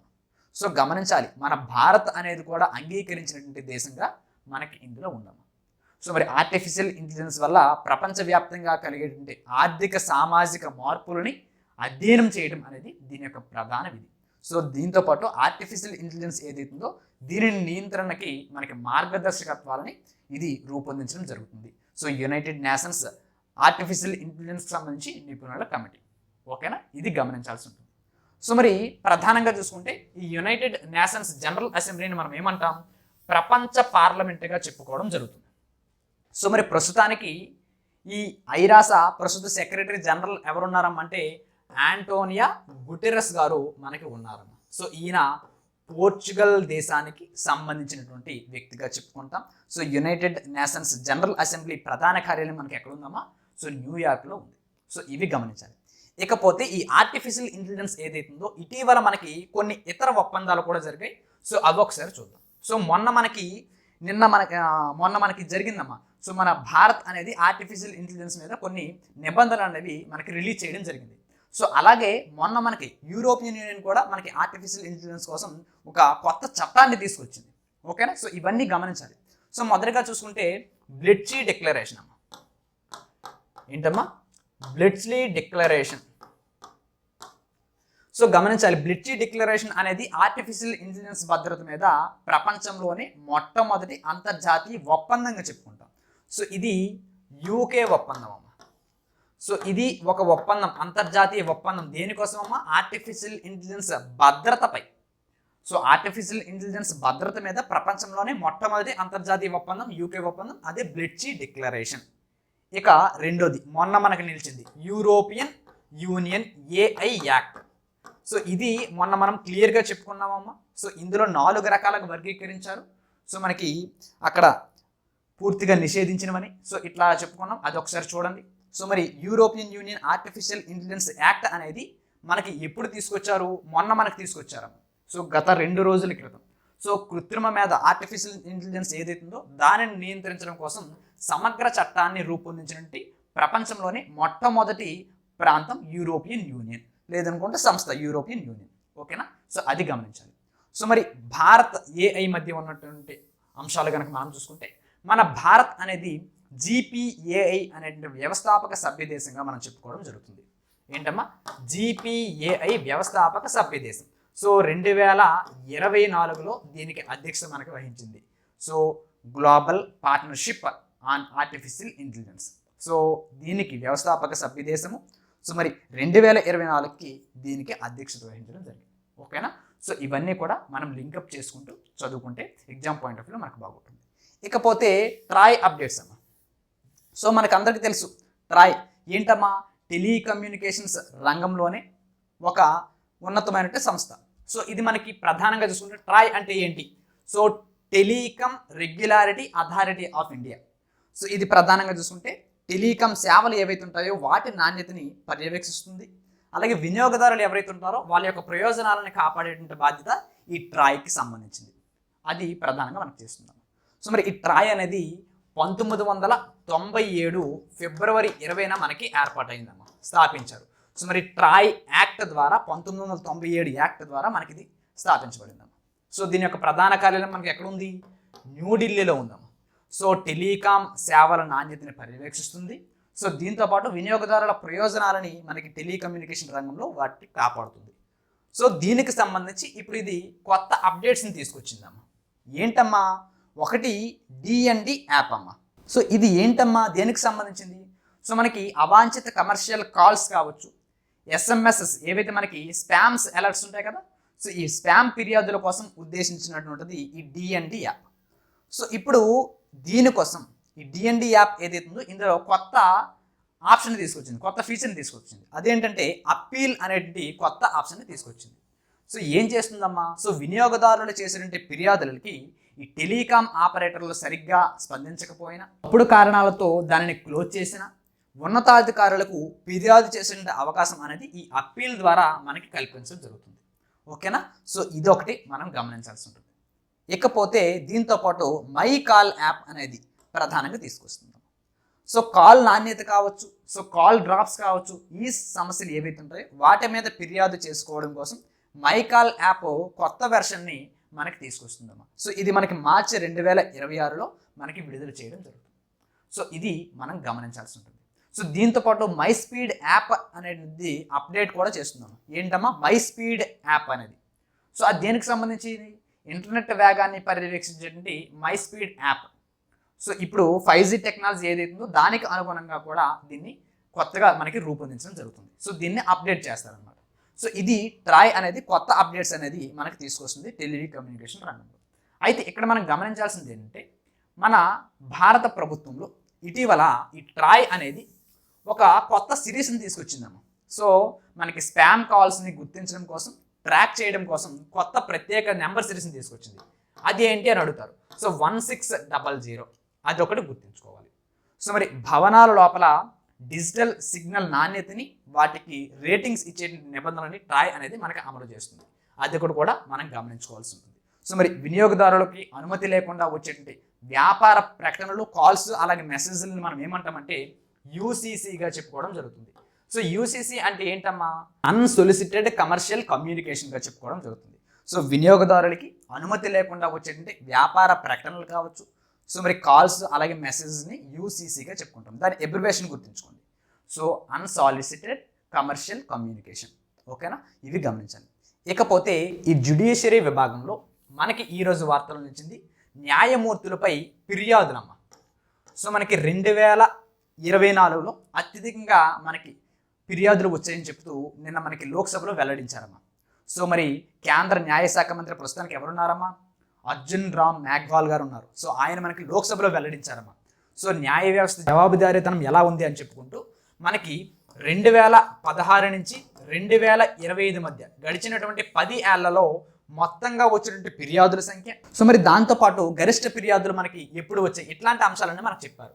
సో 2016 నుంచి 25 మధ్య మనం చూసుకుంటే మొత్తంగా 8630 ఫిర్యాదులు అనేవి వచ్చాయంటమ్మా. సో ఇందులో గరిష్టంగా ఏ సంవత్సరంలో నమోదయ్యాయి అంటే 2024లో నమోదయ్యాయి. సో జడ్జిల మీద 1170 ఫిర్యాదులు మనకి నమోదయ్యాయి 2024లో. సో మనకి ఉన్నత న్యాయస్థానాలు, సుప్రీంకోర్టు, హైకోర్ట్స్ ఏవైతే ఉన్నాయో ఈ జడ్జిల మీద వచ్చేటువంటి ఫిర్యాదులు పరిష్కరించేందుకు మనకి న్యాయ వ్యవస్థలో ఒక విధానం అనేది అమల్లో ఉంది. అదే ఏంటంటే అంతర్గత విధానం. అంతర్గత విధానం అనేది మనకి అమలులో ఉందని కూడా మనకి ఈయన ప్రస్తావించడం జరిగింది. అయితే ఇంతకీ అసలు ఎవరు ఫిర్యాదులు స్వీకరిస్తారా అని మనం చూసుకుంటే ప్రధానంగా సుప్రీంకోర్టు జడ్జీలు, హైకోర్టు సీజేలు. సో వీరి మీద వచ్చేటువంటి ఫిర్యాదులు ఏవైతే ఉన్నాయో మనకి సుప్రీంకోర్టు ప్రధాన న్యాయమూర్తి చీఫ్ జస్టిస్ ఆఫ్ ఇండియా గారు మనకి స్వీకరించడం జరుగుతుంది. ఇక హైకోర్టు జడ్జీలు ఎవరైతే ఉన్నారో సో వీళ్ళ మీద వచ్చేటువంటి ఫిర్యాదులకు సంబంధించినవి హైకోర్టు ప్రధాన న్యాయమూర్తి ఎవరైతే ఉంటారో సో వీణ మనకి స్వీకరించడం జరుగుతుంది. ఓకేనా? సో ఇవన్నీ మనం గమనించాలి. సో న్యాయ వ్యవస్థ జవాబుదారీతనం గురించి, గతంలో వచ్చినటువంటి మొత్తం ఫిర్యాదుల గురించి మనకి నిన్న లోక్సభలో వెల్లడించడం జరిగింది. సో మరి గుర్తించండి. సో 2016 నుంచి 25 వరకు మొత్తం ఎన్ని కేసులు వచ్చి 8630 వచ్చాయి. సో అందులో ఏ సంవత్సరంలో ఎక్కువగా వచ్చి 2024 1170 ఫిర్యాదులు అనేవి మనకు నమోదు కావడం జరిగింది. సో ఓకేనా? సో ఇవన్నీ గమనించాలి. ఇక నెక్స్ట్ చూద్దామమ్మా. Andhra Pradesh Amaravati seed access road. So మనకి సీడ్ యాక్సెస్ రోడ్డు అమ్మ. సో అమరావతి రాజధాని ప్రాంతానికి అత్యంత కీలకమైనటువంటిది సీడ్ యాక్సెస్ రోడ్డు. సో ఇప్పుడు ఇది ఫేజ్ 3 అనేది మనకి ప్రధానంగా ఇప్పుడు స్టార్ట్ చేయబోతున్నారు. సో యాక్చువల్గా ఈ సీడ్ యాక్సెస్ రోడ్ అనేది మొత్తంగా మనం చూసుకుంటే 21.78 కిలోమీటర్ల పొడవమ్మ. సీడ్ యాక్సెస్ రోడ్ యొక్క మొత్తం పొడవు. సో మనకి బోరుపాలెం నుంచి మణిపాల్ ఆసుపత్రి వరకు. సో గుర్తించాలమ్మా, ఎక్కడికమ్మా? బోరుపాలెం మణిపాల్ ఆసుపత్రి వరకు. ఓకేనా? సో ఇక్కడ వరకు 21.78 కిలోమీటర్ల రహదారి. సో ఇది సీడ్ యాక్సెస్ రోడ్గా చెప్పుకుంటాం. సో ఇది 9 వరుసలతో కూడుకున్నటువంటి మనకి భారీ రహదారం. సో దీనిని ఏ సంస్థ మనకి నిర్మిస్తుంది, అసలు ఏ సంస్థ మనకి నిర్మాణ సంస్థగా ఉందంటే ఎన్సిసి అమ్మ. సో గమనించాలమ్మా, సీడ్ యాక్సెస్ రోడ్డు ఇప్పుడు 3వ ఫేజ్ అనేది మనకు జరుగుతుంది. సో దీనికి సంబంధించి అసలు సీడ్ యాక్సెస్ రోడ్ మొత్తం పొడవు ఎంత అంటే 21.78 కిలోమీటర్లు. సో మరి దాన్ని నిర్మించేటువంటి సంస్థ ఏదంటే ఎన్సిసి. సో దీన్ని నాగార్జున కన్స్ట్రక్షన్ కంపెనీగా చెప్పుకోవడం జరుగుతుంది. సో ఇది 9 వరుసల భారీ రహదారి, గుర్తుంచుకోవాలి. సో ఇప్పుడు ఇందులో మనకి ఫేజ్ 3 అనేది మనకి స్టార్ట్ చేయబోతున్నారు. సో మరి ఈ రహదారి మన రాజధాని అమరావతి జాతీయ రహదారి ఏదైతే NH16 ఉందో దీనికి అనుసంధానించడం జరుగుతుంది. సో NH16కి అనుసంధానించడం జరుగుతుంది. ఈ ఫేజ్ 3 అనేది ప్రధానంగా చూసుకుంటే దీని యొక్క మొత్తం పొడవు చూసుకుంటే ఫేజ్ 3ది ఎంతమ్మా అంటే 3.51 కిలోమీటర్స్ అమ్మ. ఎంతమ్మా? 3.51 కిలోమీటర్స్ ఫేజ్ 3ది. కానీ మొత్తం పొడవు ఎంత? 21.78 కిలోమీటర్స్. ఓకేనా? సో అది గమనించాలి. ఈ ఫేజ్ 3 ఏదైతుందో దీనిని ఎక్కడ మనకి కలుపుతున్నారు NH16కి అంటే మనకి చెన్నై కోల్కతా జాతీయ రహదారి NH16కి మనకి మణిపాల్ ఆసుపత్రి ఏదైతుందో ఈ మణిపాల్ ఆసుపత్రి సమీపంలో ఉన్నటువంటిది. సో ఎక్కడ అంటే ఉండవల్లి వద్ద మనకు కలుపుతున్నారమ్మా. ఓకేనా? సో ఉండవల్లి వద్ద NH16కి ఈ అమరావతి సీడ్ యాక్సెస్ రోడ్ అనేది మనకి అనుసంధానించడం జరుగుతుంది. సో ఇది గమనించాలి. సో మనకి జాతీయ రహదారి నుంచి వాహనాలు ఈ ట్రాఫిక్ ఇబ్బందులు రాకుండా, మనకి ఇబ్బందులు లేకుండా ఉండడం కోసం, రాజధానిలో ప్రవేశించడం కోసం ఈ మణిపాల్ ఆసుపత్రి ఏదైతుందో దీని వద్ద ట్రంపెట్ ఇంటర్చేంజ్ని మనకి నిర్మించబోతున్నారు. ఓకేనా? అదొకటి గమనించాలి. So seed access road 3rd ఫేజ్కి మొత్తం అంచనా వ్యయం ఎంతమ్మా అంటే 512 కోట్ల రూపాయలు. 512 కోట్ల రూపాయలు మనకి అంచనా వ్యయం అనేది వేయటం జరుగుతుంది. ఓకేనా? సో ఇవి గమనించాలి. అయితే ఈ మొత్తం ఏవైతే ఈ సీడ్ యాక్సెస్ రోడ్డు ఉందో ఇందులో మనకి అసలు ఈ నిర్మాణంలో వంతెనలు ఏవే ఉన్నాయి అని మనం చూసుకుంటే స్టీల్ బ్రిడ్జ్ ఉందమ్మా. సో ఈ స్టీల్ బ్రిడ్జ్ అనేది బకింగ్హామ్ కాలువ ఏదైతుందో దీని మీద 110 మీటర్లతో మనకు నిర్మిస్తున్నారు. 110 మీటర్ల పొడవుతో ఈ వంతెనని మనకు నిర్మించబోతున్నారు. సో హైదరాబాద్లో ముందుగా దీన్ని సిద్ధం చేస్తారు. సో ఇక్కడికి వచ్చిన తర్వాత దాన్ని అమర్చడం జరుగుతుంది. సో దీన్ని ఫ్రీ కాస్ట్ పద్ధతిలో మనకి శరవేగంగా పూర్తి చేయడం జరుగుతుంది. సో ఇది స్టీల్ బ్రిడ్జ్ అమ్మ. ఇంకొకటి ఎక్స్ట్రా డ్రోస్ బ్రిడ్జ్ అమ్మ. ఏంటమ్మా? Extradosed bridge. సో ఇదేంటమ్మా? సో మనకి రైల్వే లైను అలాగే పాత జీటీ రోడ్ మీదుగా వెళ్ళేటువంటి ఎలివేటెడ్ భాగాన్ని అత్యంత ఎత్తులో మనకు నిర్మిస్తున్నారు. ఎక్స్ట్రా డోస్ బ్రిడ్జ్గా చెప్పుకోవడం జరుగుతుంది. ఓకేనా? ఇంకొకటి ఇతర వంతెనలు కూడా ఉన్నాయమ్మా. సో మనకి కొండవీటి వాగు, సో గుంటూరు ఛానల్ ఏవైతే ఉన్నాయో వీటి మీద 262 మీటర్ల పొడవుతో 260 మీటర్ల పొడవున మనకి ఈ వంతెనలు అనేవి నిర్మించడం జరుగుతుంది. ఓకేనా? సో ఇవన్నీ గమనించాలి. So seed access road. ఓకేనా? సో అందులో ఇప్పుడు మనకి ఫేజ్ 3 వస్తుంది. ఫేజ్ 3 3.51 కిలోమీటర్లు. ఓకేనా? సో ఇవి గమనించాలి. సో మరి రాజధాని ప్రాంత అభివృద్ధి ప్రాధికారిక సంస్థ ఏదమ్మా? CRDA. అది కూడా గుర్తుంచుకోవాలి. రాజధాని ప్రాంత అభివృద్ధి ప్రాధికార సంస్థ. సో క్యాపిటల్ రీజన్ డెవలప్మెంట్ అథారిటీగా చెప్పుకోవడం జరుగుతుంది. ఓకేనా? సో ఇవన్నీ మనం గమనించుకోవాల్సి ఉంటుంది. ఇక నెక్స్ట్ చూద్దాం. ఏపీ అప్డేట్స్ ఆరోగ్యము రక్షణ. సో మనకి ఆంధ్రప్రదేశ్ ప్రభుత్వానికి సంబంధించి నిన్న మనకి పార్లమెంటులో కొన్ని అంశాలు చర్చించారు. ఇందులో సికిల్ సెల్ ఎనీమియాకి సంబంధించి సో మనకి కేంద్ర మంత్రి అనుప్రియ పటేల్ గారు ఎవరైతే ఉన్నారో ఈవిడ కొన్ని వివరాలు మనకి వెల్లడించారు. సో ఆంధ్రప్రదేశ్లో గిరిజన ప్రాంతాలు ఏవైతే ఉన్నాయో ఈ గిరిజన ప్రాంతాల్లో ఈ వ్యాధి నియంత్రణ ఏదైతే మనకి సికిల్ సెల్ ఎనీమియా ఉందో దీనికి ప్రధానంగా ఒక పెద్దపీట వేస్తున్నారని చెప్పేసి మనకి ప్రధానంగా ఈ వివరాలు వెల్లడించారు. సో ప్రధానంగా చూసుకుంటే సికిల్ సెల్ ఎనీమియా అసలు ఏంటమ్మా ఇదంటే ఇది ప్రధానంగా చూసుకుంటే ఒక వంశపారంపర్య వ్యాధిగా, రక్తహీనత వ్యాధిగా మనం చెప్పుకోవడం జరుగుతుంది. సో ఇందులో ఎర్ర రక్త కణాలు ఏవైతే ఉన్నాయో అవి గుండ్రంగా కాకుండా కొడవలి ఆకారంగా మనకి ఉంటాయి. సో దీనివల్ల ఏమవుతుంది? రక్త ప్రసరణకి ఇది ఆటంకం కలిగిస్తుంది. సో దీనివల్ల మనకి రక్తహీనత అనేది ఏర్పడడం జరుగుతుంది. సో దీనికోసం మన కేంద్ర ప్రభుత్వం ఒక మిషన్ కూడా ప్రారంభించింది. అదేంటమ్మా అంటే జాతీయ సికిల్ సెల్ ఎనీమియా నిర్మూలన మిషన్ అనేది మనకు ప్రారంభించిందమ్మా. జాతీయ సికిల్ సెల్ ఎనీమియా నిర్మూలన మిషన్. సో ఇది ఎప్పుడు ప్రారంభించిందమ్మంటే 2023లో మనకి ప్రారంభించింది మధ్యప్రదేశ్లో. ఓకేనా? గమనించండి. సో దీని యొక్క లక్ష్యం కనుక మనం చూసుకుంటే 2047 నాటికి భారతదేశం నుండి సికిల్ సెల్ ఎనీమియా అనేది పూర్తిగా నిర్మూలించాలి అనే ప్రధాన లక్ష్యంతో దీన్ని మనకి తీసుకొచ్చింది. గుర్తుంచుకోండి, జాతీయ సికిల్ సెల్ ఎనీమియా నిర్మూలన మిషన్. సో ఇప్పుడు దీనికి సంబంధించి మనకి కీ డేటాని ఆంధ్రప్రదేశ్లో ఏ విధంగా ఉన్నాయి అని తెలుపుతూ మనకి సికిల్ సెల్ ఎనీమియా మీద ఒక కీ డేటాని మనకి వెల్లడించింది. అయితే ఇక్కడ మనం గమనించాల్సింది ఏంటంటే ఆంధ్రప్రదేశ్లో మొత్తంగా 14.78 లక్షల మందికి ఎవరికైతే అంటే మొత్తంగా 14.78 లక్షల మందికి మనకి పరీక్ష నిర్వహించిందమ్మా. సో ఈ నిర్వహిస్తూ 4.78 లక్షల మందికి ఈ సికిల్ సెల్ ఎనీమియా ఎవరైతే ఉన్నారో వాళ్ళకి జెనెటిక్ స్టేటస్ కార్డులు అనేవి మనకి పంపిణీ చేయడం జరిగింది. సో గమనించాలి, ఇప్పటి వరకు కూడా 14.78 లక్షల మందికి పరీక్ష నిర్వహిస్తే 4.78 లక్షల మందికి జెనెటిక్ స్టేటస్ కార్డులు అనేవి మనకి పంపిణీ చేయడం జరిగింది. సో ఇందులో ఏ జిల్లాలో ఉన్న వారికి మనకి అత్యధికంగా ఇచ్చింది కార్డులు అని మనం చూసుకుంటే అల్లూరి సీతారామరాజు జిల్లా అమ్మ. ఓకేనా? గమనించాలి, అల్లూరి సీతారామరాజు జిల్లాలోనే మనకి ఎక్కువగా కేసులు ఉన్నాయి. సో దాదాపు ఆ ఒక్క జిల్లాలోనే 1.70 లక్షల కార్డులు అనేవి మనకి పంపిణీ చేశారు, జెనెటిక్ స్టేటస్ కార్డ్స్. ఇది గమనించాలి. అయితే ఈ వ్యాధి మీద ప్రత్యేక పరిశోధన కోసం మనకి ప్రధానంగా చూసుకుంటే విశాఖలో ఉన్నటువంటి KGH, సో దీంతో పాటు ఎయిమ్స్ ఏదైతే ఉందో, సో మనకి మంగళగిరిలో ఉందమ్మా ఎయిమ్స్, అలాగే KGH, ఈ రెండింటిని మనకి ఎంపిక చేశారు. సో ఈ రెండింటిలో ఏకంగా మనకు చూసుకుంటే 7.64 కోట్ల రూపాయల నిధులు అనేవి మనకి కేటాయించడం జరిగింది సికిల్ సెల్ ఎనీమియా మీద పరిశోధన కోసం. ఓకేనా? సో ఇవి ప్రధానంగా గమనించాలి. సో సికిల్ సెల్ ఎనీమియా మీద నిన్న మనకి ఆంధ్రప్రదేశ్కి సంబంధించి డేటా రిలీజ్ చేసింది. సో ఓవరాల్గా చూసుకుంటే 14.78 లక్షల మందికి పరీక్షలు నిర్వహించి 4.78 లక్షల మందికి ఈ జెనెటిక్ స్టేటస్ కార్డులు పంచింది. సో ఇందులో అత్యధికంగా ఏ జిల్లాలో ఉన్న వాళ్ళకి ఇచ్చిందంటే అల్లూరి సీతారామరాజు జిల్లా. సో 1.70 లక్షల మందికి ఇవ్వడం జరిగింది కార్డులు. ఓకేనా, గమనించాలి. సో మనకి సెంటర్ ఆఫ్ ఎక్సలెన్స్ని ఏర్పాటు చేసింది రెండింటిని. సో విశాఖలో ఉంటే కేజీహెచ్, ఇంకొకటి ఎయిమ్స్.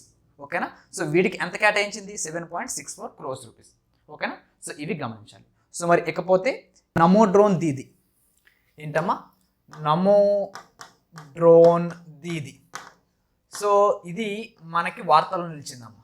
సో నిన్న మనకి పార్లమెంటులో ఈ నమో డ్రోన్ దీదీ గురించి కూడా మనకి ప్రస్తావించడం జరిగింది. సో దేశంలో ఈ నమో డ్రోన్ దీదీ గురించి అసలు ఏ విధంగా ఉంది అని చెప్పుకుంటూ మనకు ప్రస్తావించారు. సో నమో డ్రోన్ దీదీ అంటే ఏంటమ్మా? సో మనకి వ్యవసాయ రంగంలో సాంకేతికతని ప్రోత్సహిస్తూ మహిళా సంఘాలు ఏవైతే ఉన్నాయో వాటికి డ్రోన్లు పంపిణీ చేసేటువంటి ఒక పథకం. సో వ్యవసాయ రంగంలో సాంకేతికతను ప్రోత్సహిస్తూ మహిళా సంఘాలకి డ్రోన్లు పంపిణీ చేసినటువంటి పథకం. సో ఇది కేంద్ర ప్రభుత్వం మనకి ప్రారంభించిందమ్మా. సో ఎంపిక చేసినటువంటి మహిళలు ఎవరైతే ఉంటారో వాళ్ళకి ఈ డ్రోన్ పైలట్ల ద్వారా మనకి శిక్షణ అనేది ఇవ్వడం జరుగుతుంది. సో వీళ్ళకి నెలకు కూడా ఒక గౌరవ వేతనం కూడా మనకి లభించడం జరుగుతుంది.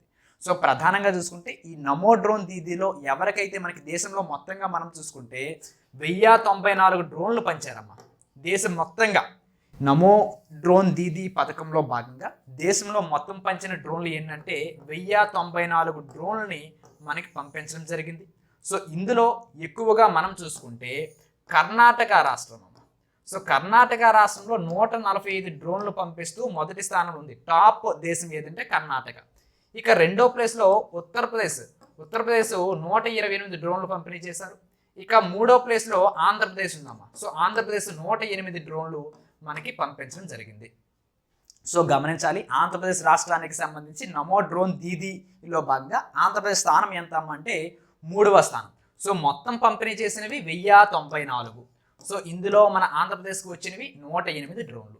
సో మరి మనకి తెలంగాణ కూడా మనకి వార్తలు నిలిచింది. సో అక్కడ కాకుండా ఇక్కడే చెప్పుకుందాం. సో తెలంగాణ ఇందులో మనకి 6వ స్థానంలో నిలిచిందమ్మా తెలంగాణ. సో తెలంగాణ 6వ స్థానంలో నిలిచింది. సో మరి తెలంగాణలో మొత్తం ఎన్ని డ్రోన్లు ఇచ్చారంటే 81 డ్రోన్లు మనకి పంపించడం జరిగింది. సో ఎవరైతే మహిళా స్వయం సహాయక సంఘాలు ఎస్హెచ్జీస్ ఏవైతే ఉన్నాయో వీటి ద్వారా వ్యవసాయంలో డ్రోన్లను వాడటము, సో మనకి ప్రధానంగా ఎరువులు కావచ్చు, సో పురుగు మందులు కావచ్చు, వీటిని జల్లడం వంటివి ఇవి చేస్తాయి. సో తద్వారా మహిళలకు ఉపాధి కూడా మనకి దీని ద్వారా కల్పించడం జరుగుతుంది. సో ఇది నమో డ్రోన్ దీదీకి సంబంధించి. సో నిన్న మనకి పార్లమెంట్లో వెల్లడించారు. సో గుర్తుంచుకోండమ్మా, నమో డ్రోన్ దీదీ ద్వారా మొత్తంగా 1094 డ్రోన్లు పంచితే సో కర్ణాటక మొదటి స్థానంలో నిలిచింది 145 డ్రోన్లు. సో ఉత్తరప్రదేశ్ 128 డ్రోన్లు. సో మూడో స్థానంలో ఆంధ్రప్రదేశ్ 108 డ్రోన్లు పంపించడం జరిగింది. తెలంగాణ 6వ స్థానంలో నిలిచింది. సో ఎన్ని డ్రోన్లు పంపించారంటే 81 డ్రోన్లు పంపించడం జరిగింది. ఓకేనా, సో ఇది మనం గమనించాలి. ఇకపోతే ఆపరేషన్ ఈగల్ అమ్మా. ఏంటమ్మా ఆపరేషన్ ఈగల్? ఇది దేనికి సంబంధించిందమ్మా? సో ఆంధ్రప్రదేశ్ రాష్ట్రంలో గంజాయి ఏదైతే ఉంటుందో ఈ గంజాయికి సంబంధించి అలాగే మాదక ద్రవ్యాల నిర్మూలన కోసం ఆంధ్రప్రదేశ్ ప్రభుత్వం ఏర్పాటు చేసుకున్నటువంటి ఒక విభాగం అమ్మా. సో ఆపరేషన్ ఈగల్ అనేది. సో ఇది 2025 వార్షిక నివేదిక అనేది మన ముఖ్యమంత్రి చంద్రబాబు నాయుడు గారికి మనకి సమర్పించడం జరిగింది. సో ఆపరేషన్ ఈగల్ విభాగం అనేది. సో గమనించాలి, ఇది దేనికి సంబంధించింది? ఆంధ్రప్రదేశ్ రాష్ట్రంలో ప్రత్యేకించి గంజాయి అలాగే మాదక ద్రవ్యాలు, సో వీటి నిర్మూలన కోసం మనకి ఏర్పాటు చేసినటువంటి ఒక ఇది ఆపరేషన్ ఈగల్ అంటే ఒక విభాగం. ఓకేనా, గమనించాలి. ఇకపోతే ఇందులో ప్రధానంగా 2025 సంవత్సరానికి సంబంధించి నమోదైనటువంటి కేసులు కనుక మనం చూసుకుంటే 1836 కేసులు నమోదయ్యాయి. సో ఇందులో మనకి 46,011 కేజీల ఏదైతే మనకి గంజాయి ఉంటుందో దాన్ని సీజ్ చేశారు. సో దీంట్లో భాగంగా 4,760 మందిని మనకి అరెస్ట్ చేయడం జరిగింది. సో మరి ఇందులో 770 వాహనాలని మనకి సీజ్ చేయడం జరిగింది. సో ఇవంతా డేటా మనకు అవసరం లేదు. సో ప్రధానంగా గుర్తుంచుకోండి, ఈగల్ ఆపరేషన్ ఈగల్ విభాగం అనేది దేనికి సంబంధించింది అంటే యాంటీ నార్కోటిక్స్. సో మనకి ప్రధానంగా గంజాయి మాదక ద్రవ్యాల నిర్మూలన కోసం ఆంధ్రప్రదేశ్ ప్రభుత్వం చేసినటువంటి ఒక కొత్త ఆపరేషన్ ఈగల్ విభాగం. తెలంగాణ రికార్డులు సవాళ్ళు. సో నిన్న మనకి పార్లమెంటులో తెలంగాణ మళ్ళీ మనకి వార్తలు నిలిచిందమ్మా. సో ఇందులో భాగంగా ఆల్రెడీ మనం చెప్పుకున్నాం, ద్రవ్యోల్బణంలో మనకి అత్యున్నతమైన స్థాయిలో ఉంది. సో ఇక్కడ ఎక్కువ ఉంది. సో మరి నమో డ్రోన్ దీదీ గురించి కూడా చెప్పుకున్నాం. సో తెలంగాణ 6వ స్థానంలో ఉందని, సో 81 డ్రోన్లు పంచారని చెప్పుకున్నాం. సో మరి ఈ తర్వాత వస్త్ర పరిశ్రమ గురించి కూడా నిన్న మనకి పార్లమెంట్లో ప్రస్తావించడం జరిగింది. సో తెలంగాణలో ఉన్నటువంటి వస్త్ర పరిశ్రమలో మొత్తంగా ఇప్పటివరకు ఎంతమంది మహిళలు ఉపాధి పొందుతున్నారు అనే దీని మీద మనకి మొత్తం చర్చ సాగింది.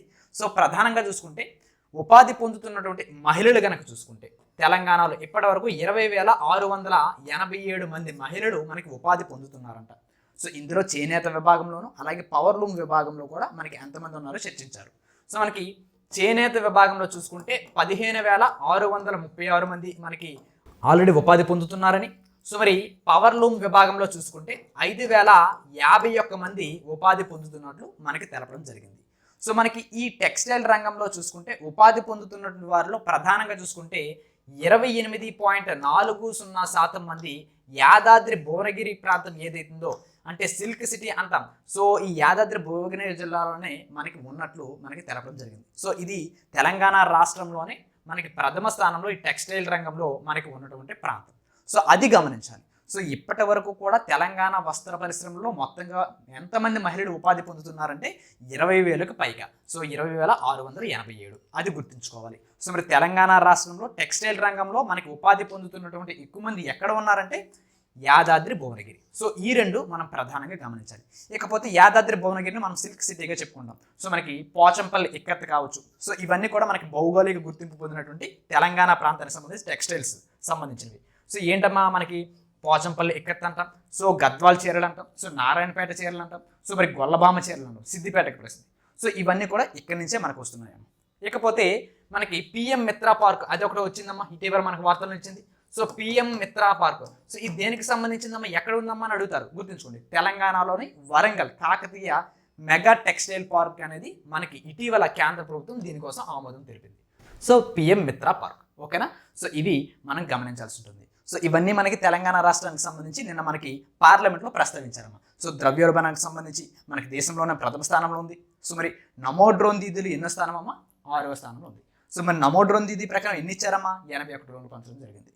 సో మరి తెలంగాణ నుంచి ఆరోగ్యము న్యాయ విభాగంలో మనకి నిన్న కొన్ని అంశాలు అనేవి నిలవడం జరిగింది.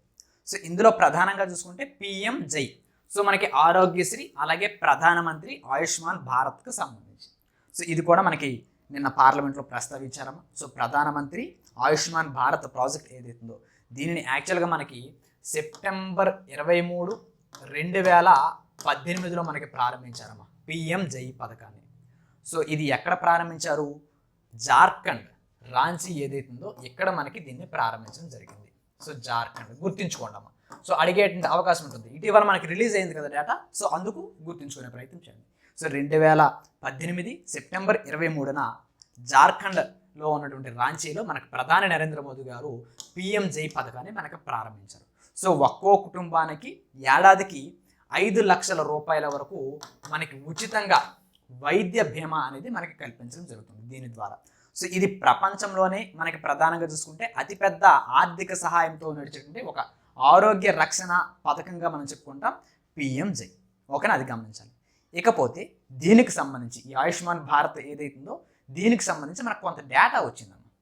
సో అది ఏంటో ఒకసారి చూద్దాం. సో మనకి 2021 నుంచి 22, సో దీంతో పోలిస్తే 2025, 26, సో ఈ మధ్య కాలంగా చూసుకుంటే అంటే 2021 నుంచి 26 మధ్య కాలంగా చూసుకుంటే ఈ ప్రధానమంత్రి ఆయుష్మాన్ భారత్ పథకం ఏదైతుందో దీని ద్వారా వచ్చినటువంటి ఆసుపత్రి అడ్మిషన్లు అనేవి మనకి పెరిగాయటమ్మా. సో మరి ఎంత పెరిగాయని అడుగుతారు, గుర్తుంచుకోండి. 92% అనేవి మనకి పెరిగాయి. సో ఇందులో అర్హత కలిగినట్టు కుటుంబాలు డేటా ఇచ్చారు. సో 29.2 లక్షలుగా ఉన్నాయి అర్హత కలిగిన కుటుంబాలు. సో ఇందులో జారీ చేసినట్టు కార్డులు కూడా ఉన్నాయి. సో అవి 82.78 లక్షల మందికి మనకి జారీ చేశారంట ఈ ఆయుష్మాన్ భారత్ కార్డులు అనేవి. సో మొత్తంగా చూసుకుంటే 2026 జనవరి 30 నాటికి, సో 2026 జనవరి 31 నాటికి మనం చూసుకుంటే ఏవైతే ఈ క్లెయిమ్ వివరాలు ఉన్నాయో, సో మనకి ఆయుష్మాన్ భారత్ కింద మొత్తం క్లెయిమ్ అయినవి ఎంత అంటే 4,262.48 కోట్ల రూపాయల విలువ కలిగినటువంటి 20.08 లక్షల క్లెయిమ్లు మనకి క్లియర్ చేయడం జరిగింది. సో మొత్తం ఎన్ని క్లియర్ చేశారమ్మా, 20.8 లక్షల క్లెయిమ్స్ అనేవి మనకి క్లియర్ చేయడం జరిగింది. సో గమనించాలి. సో ఆయుష్మాన్ భారత్ కింద 2026 జనవరి 31 వరకు ఎన్ని క్లెయిమ్స్ క్లియర్ అయ్యాయి అంటే 20.08 లక్షల క్లెయిమ్స్ అనేవి క్లియర్ అయ్యాయి. సో ఇంతవరకు ప్రభుత్వం ఈ క్లియరెన్స్ కోసం అసలు క్లెయిమ్ ఎంత చేసింది, ఎంత మనకి ఈ క్లియరెన్స్ ఇచ్చింది అమ్మా అంటే 4,262.48 కోట్ల రూపాయలు మనకి క్లెయిమ్ అనేది ఇవ్వడం జరిగింది. సో తెలంగాణ ప్రభుత్వం గతంలో అమలు చేసినటువంటి ఆరోగ్యశ్రీ పథకం ఏదైతుందో దీనికి ఇప్పుడు కేంద్ర ప్రభుత్వం ఆయుష్మాన్ భారత్తో అనుసంధానం చేయడం జరిగింది. సో దీనివల్ల ఈ మార్పు అనేది మనకి గణనీయంగా వచ్చింది అని మనకి నిన్న పార్లమెంట్లో తెలపడం జరిగింది. సో గుర్తుంచుకోండి అమ్మా, ఆయుష్మాన్ భారత్కి సంబంధించి 2026 జనవరి 31 ఆ డేటా ఇంపార్టెంట్ మనకి. సో 4,262.48 కోట్ల రూపాయలు ఇప్పటివరకు క్లెయిమ్ చేసింది. సో ఇంతవరకు ఎన్ని క్లెయిమ్స్ అంటే 20.08 లక్షల మందికి క్లియరెన్స్ ఇచ్చింది. ఓకేనా, అది ఒకటే గుర్తుంచుకోండి. సో దీంతోపాటు ఆయుష్మాన్ భారత్ అనేది మనకి ఎప్పుడు ప్రారంభించింది పథకం, సో 5 లక్షలకు సంబంధించింది. So September 23, 2018. సో జార్ఖండ్ రాజ్యం, అది ఒకటి గుర్తుంచుకోండి. ఇకపోతే తెలంగాణలో ఉన్నటువంటి పెండింగ్ కేసులు, సో మనకి కోర్టులో ఉన్నటువంటి పెండింగ్ కేసులు ఏవైతే ఉన్నాయో వాటికి సంబంధించి డేటా ఇచ్చిందాం. సో గత 2 ఏళ్లగా చూసుకుంటే 2023 నుంచి 25 మధ్య చూసుకుంటే తెలంగాణలో ఉన్నటువంటి హైకోర్టులోను అలాగే క్రింద స్థాయి కోర్టులు ఏవైతే ఉంటాయో అందులో ఉన్నటువంటి పెండింగ్ కేసుల సంఖ్యని మనకి చూపించింది. సో గతం కంటే ఈ పెండింగ్ కేసులు అనేవి మనకి పెరిగాయి అని చెప్పుకుంటూ నిన్న మనకి పార్లమెంట్లో వెల్లడించడం జరిగింది. సో ఇందులో ప్రధానంగా చూసుకుంటే తెలంగాణ హైకోర్టుతో పోలిస్తే క్రింద స్థాయి కోర్టులు ఏవైతే ఉన్నాయో అందులోనే మనకి కేసుల సంఖ్య పెరిగాయి అంట. సో తెలంగాణ హైకోర్టులో చూసుకుంటే 0.82% అనేవి మనకి పెరిగాయమ్మా కేసులు అనేవి. ఇక కింద స్థాయి కోర్టులో చూసుకుంటే 6.12% మనకి పెరుగుదల అనేవి నమోదు అయ్యాయని మనకు తెలపడం జరిగింది. సో 2023లో చూసుకుంటే 2.31 లక్షలుగా ఉన్నాయమ్మా మొత్తం కేసులు అనేవి. సో ఇవి 2025 నాటికి మనం చూసుకుంటే 2,33,866కి ఇవి చేరాయి అని చెప్పుకుంటూ మనకి ప్రస్తావించారు. సో ప్రస్తుతానికి న్యాయమూర్తుల ఖాళీలు కనుక చూసుకుంటే తెలంగాణలో 14 న్యాయమూర్తులు పదవులు అనేవి మనకి ఖాళీగా ఉన్నాయని చెప్పుకుంటూ దీని ఆధారంగా మనకి ప్రస్తావించడం జరిగింది. సో గుర్తుంచుకోవాలి, సో మనకి యాక్చువల్గా తెలంగాణ హైకోర్టు అనేది 2019 జనవరి 1 ప్రత్యేకంగా మనకి ఏర్పాటైందమ్మా. సో అంతకుముందు ఉమ్మడి హైకోర్టు అనేది ఆంధ్రప్రదేశ్కి తెలంగాణకి ఉండేది. సో 2019 జనవరి 1 తెలంగాణకి ప్రత్యేక హైకోర్టు అనేది ఏర్పడడం జరిగింది. సో హైకోర్టు న్యాయమూర్తులని రాష్ట్రపతి మనకు నియమిస్తారు. సో ఆర్టికల్ 217 అనేది మనకు తెలియజేస్తుంది. సో సుప్రీంకోర్టు కొలీజియం సిఫార్సుల మేరకు మనకి ఈ నియామకాలు అనేవి జరుగుతాయనే అంశాన్ని కూడా మనం ఇక్కడ గమనించుకోవాల్సి ఉంటుంది. ఓకేనా, సో ఇవి మనం ప్రధానంగా గమనించాలి. ఇక నెక్స్ట్ చూద్దాం. సో నెక్స్ట్ చూసుకున్నట్లయితే క్రీడా విశేషాలమ్మా. క్రీడల్లో ప్రధానంగా చూసుకుంటే మొన్నటి నుంచి మనకు వస్తుంది ఆసియా షూటింగ్ ఛాంపియన్షిప్స్. సో ఇవి ఇప్పుడు మనకి ముగిసిపోయాయమ్మా, ఆసియా షూటింగ్ ఛాంపియన్షిప్స్ 2026. సో ఇవి ప్రధానంగా మనం చూసుకుంటే ఎక్కడ జరిగాయమ్మంటే న్యూఢిల్లీలోని డాక్టర్ కర్నీ సింగ్ షూటింగ్ రేంజ్లో మనకి జరుగుతున్నాయి. సో నిన్నటికి ఇవి ముగిసిపోయాయమ్మా. సో ఇందులో మన భారత్ అనేది అగ్రస్థానం నిలిచింది. సో భారత్కు వచ్చినట్టు మొత్తం మెడల్స్ చూసుకుంటే 76 పథకాలు అనేవి మన భారత్ సంపాదించింది. సో ఇందులో మన భారత్ అనేది అగ్రస్థానంలో నిలిచింది. సో గుర్తుంచుకోవాలి, ఎక్కడ జరిగాయి? డాక్టర్ కర్నీ సింగ్ షూటింగ్ రేంజ్ న్యూఢిల్లీలో జరిగాయి. సో మరి ఎన్ని పథకాలు వచ్చాయి భారత్కి? 76 పథకాలు రావడం జరిగాయి. సో మరి ఇందులో ప్రధానంగా మనం చూసుకుంటే ఇక్కడ ముఖేష్ నేలవల్లి గారు మనకి ప్రధానంగా వార్తలు నిలిచారమ్మా. ఎవరమ్మా? ముఖేష్ నేలవల్లి. సో ఈయన ఏ ప్రాంతానికి సంబంధించిన వారంటే ఆంధ్రప్రదేశ్ గుంటూరు ప్రాంతవాసిగా చెప్పుకుంటాం. సో ఈయనకి మొత్తంగా మనం చూసుకుంటే 8 పథకాలు సాధించడం జరిగిందమ్మా. సో ఇందులో 5 స్వర్ణాలు వచ్చాయి. సో 2 సిల్వర్స్, 1 బ్రాంజ్ మెడల్ రావడం జరిగింది ముఖేష్ నేలవల్లి గారికి. సో మరి 9 విభాగాల్లో పోటీపడి 8 పథకాలు మనకి గెలవడం జరిగింది. సో 9 విభాగాల్లో మనకి పోటీ చేశారు. ఓకేనా, అదొకటి గమనించాలి. సో దీంతో పాటు మనకి ధవళికాదేవి. సో ధవళికాదేవి, సో ఈవిడ ప్రధానంగా చూసుకుంటే తెలంగాణ ప్రాంతం వాసి. సో ఈవిడ మనకి 50 మీటర్ల రైఫిల్ విభాగం ఏదైతే ఉంటుందో ఈ రైఫిల్ టీమ్ విభాగంలో మనకి స్వర్ణ పథకం సాధించడం జరిగింది ధవళికాదేవి గారు. సో ఇది ఆసియా షూటింగ్ ఛాంపియన్షిప్స్ సంబంధించి మనకి 2026కు సంబంధించి. సో వీళ్ళతో పాటు మనకి సీనియర్ విభాగంలో మరికొన్ని విజయాలు వచ్చాయమ్మా నిన్న. సో అమర్ ప్రీత్ ప్రీత్ సింగ్. సో ఈయనకి వచ్చిందమ్మా. సో ఈ అమర్ప్రీత్ సింగ్ గారు 25 మీటర్ల పిస్టల్ విభాగంలో మనం చూసుకుంటే 25 మీటర్స్ పిస్టల్ విభాగంలో ఈయనకి గోల్డ్ మెడల్ రావడం జరిగింది. సో మరి గురుప్రీత్ సింగ్ అమ్మ, ఎవరమ్మా? గురుప్రీత్ సింగ్. సో ఈయనకి సిల్వర్ రావడం జరిగిందమ్మా. ఇంకా చూస్తే అంకుర్ గోయల్ గారికి, సో అంకుర్ గోయల్ గారికి చూసుకుంటే మనకి బ్రాంజ్ మెడల్ రావడం జరిగింది. సో ఇవి సీనియర్ విభాగంలో, సో మనకి 25 మీటర్స్ పిస్టల్ విభాగం. ఓకేనా, గమనించండి. ఇకపోతే మన భారత్ మొత్తం పథకాలు ఎన్ని అని చెప్పామమ్మా? సో 76 అని చెప్పుకున్నాం. సో ఈ ఆసియా షూటింగ్ ఛాంపియన్షిప్స్ 2026కి సంబంధించి మనకి మొదటి 3 ప్లేస్లో ఉన్నటువంటి దేశాలు ఇంపార్టెంట్ అమ్మా. సో గుర్తుంచుకోండి, మొదటి ప్లేస్లో భారత్ ఉంది. సో రెండో ప్లేస్లో చైనా ఉందమ్మా. సో మూడో ప్లేస్లో మనకి దక్షిణ కొరియా ఉందమ్మా. సో భారత్ వచ్చేసరికి మొత్తంగా 76 పథకాలు వచ్చాయమ్మా. సో చైనాకు వచ్చినటువంటి పథకాలు 37. సో మరి దక్షిణ కొరియాకి వచ్చినటువంటి పథకాలు కనుక చూసుకుంటే 26 పథకాలు రావడం జరిగింది. సో ఇందులో గోల్డ్ ఎన్ని వచ్చాయని అడుగుతారు. గుర్తుంచుకోండి, గోల్డ్ అనేవి భారత్కి 39 + 18 + 19గా చెప్పుకుంటాం. అంటే గోల్డ్ 19, సిల్వర్ 18, ఇక బ్రాంజ్ చూసుకుంటే మనకి 19 రావడం జరిగాయి. ఇక చైనా విషయానికి వస్తే 12 + 15 + 10 వచ్చాయమ్మా. సో మరి దక్షిణ కొరియాకి చూసుకుంటే 8 + 7 + 11 అమ్మ. సో ఈ టేబుల్ అనేది మనం ఖచ్చితంగా గుర్తుంచుకోవాలి. ఎగ్జామ్ పాయింట్ ఆఫ్ వ్యూలో డైరెక్ట్గా అడుగుతారు. సో ఆసియా షూటింగ్ ఛాంపియన్షిప్స్ 2026లో భారత్ మొత్తం ఎన్ని పథకాలు సాధించింది? 76 పథకాలు సాధిస్తూ మొదటి ప్లేస్లో ఉంది. సో ఇందులో మనకి ఎన్ని పథకాలు? 39 + 18 + 19. సో ఈ సంఖ్యలు అటు ఇటు మార్చేసి మనకి కన్ఫ్యూజ్ చేసే అవకాశం ఉంటుంది. గుర్తుంచుకోండి, 39 గోల్డ్ హైయెస్ట్, ఇక తర్వాత చైనా 37 మొత్తం పథకాలు, దక్షిణ కొరియా 26 పథకాలు. ఓకేనా, సో ఇవి ప్రధానంగా మనం గుర్తుంచుకోవాలి. ఇకపోతే ఇంకొక రికార్డ్ అమ్మ. సో మనకి మహారాష్ట్రలోని ఠానేకు చెందినటువంటి వ్యక్తి, ఎక్కడమ్మా? మహారాష్ట్రకి ఠానే ప్రాంతానికి సంబంధించిన వ్యక్తి రేయామ్స్ కామ్కర్. సో ఈయనకి 7 ఏళ్ళు అమ్మ. సో ఈయన అరుదైనటువంటి ఒక రికార్డ్ని మనకి గెలుపొందడం జరిగిందమ్మా. సో మనకి అతి పిన్న వయస్కుడైనటువంటి ఈ రేయామ్స్ కామ్కర్ గారు ప్రధానంగా చూసుకుంటే వరల్డ్ బుక్ ఆఫ్ రికార్డ్స్ సంపాదించారు. సో అరేబియా సముద్రంలో 30 కిలోమీటర్లు ఈత అనేది మనకి ఆడడం జరిగింది. సో మాల్పే నుండి విజయదుర్గ అనే ప్రాంతం వరకు కూడా ఈయన మనకి ఈత కొడుతూ మనకి వరల్డ్ బుక్ ఆఫ్ రికార్డ్ని మనకి కైవసం చేసుకోవడం జరిగింది. సో ఈ 30 కిలోమీటర్ల దూరాన్ని కూడా ఈయన కేవలం 7 గంటల 30 నిమిషాల 11 సెకండ్లలోనే మనకి పూర్తి చేయడం జరిగింది. సో గుర్తుంచుకోండి, మాల్పే జట్టి అనే ప్రాంతం నుంచి విజయదుర్గ వరకు మనకి ఇదేనమ్మా. సో మాల్పే జట్టి అనే ప్రాంతం గుర్తుంచుకోండి. ఇది దేనికి సంబంధించిందంటే మనకి ప్రధానంగా కర్ణాటకలో ఉన్నటువంటి ఉడిపి జిల్లాలో ఉన్నటువంటి ఒక ప్రసిద్ధమైనటువంటి పర్యాటక తీరంగా మనం చెప్పుకోవడం జరుగుతుంది.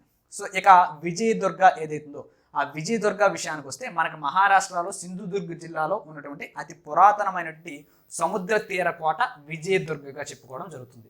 సో ఇది ఈ విజయదుర్గని మనకి కోటని ప్రధానంగా చూసుకుంటే శిలాహార వంశస్థులు మనకు నిర్మించారమ్మా. సో ఛత్రపతి శివాజీ మహారాజు కాలంలో మనకి ఇది మరింత ఎక్కువ స్థాయికి వెళ్ళింది విజయదుర్గ కోట అనేది. సో దీన్ని మనం ఏమంటామంటే తూర్పు గిబ్రాల్టర్గా మనం చెప్పుకోవడం జరుగుతుంది విజయదుర్గని.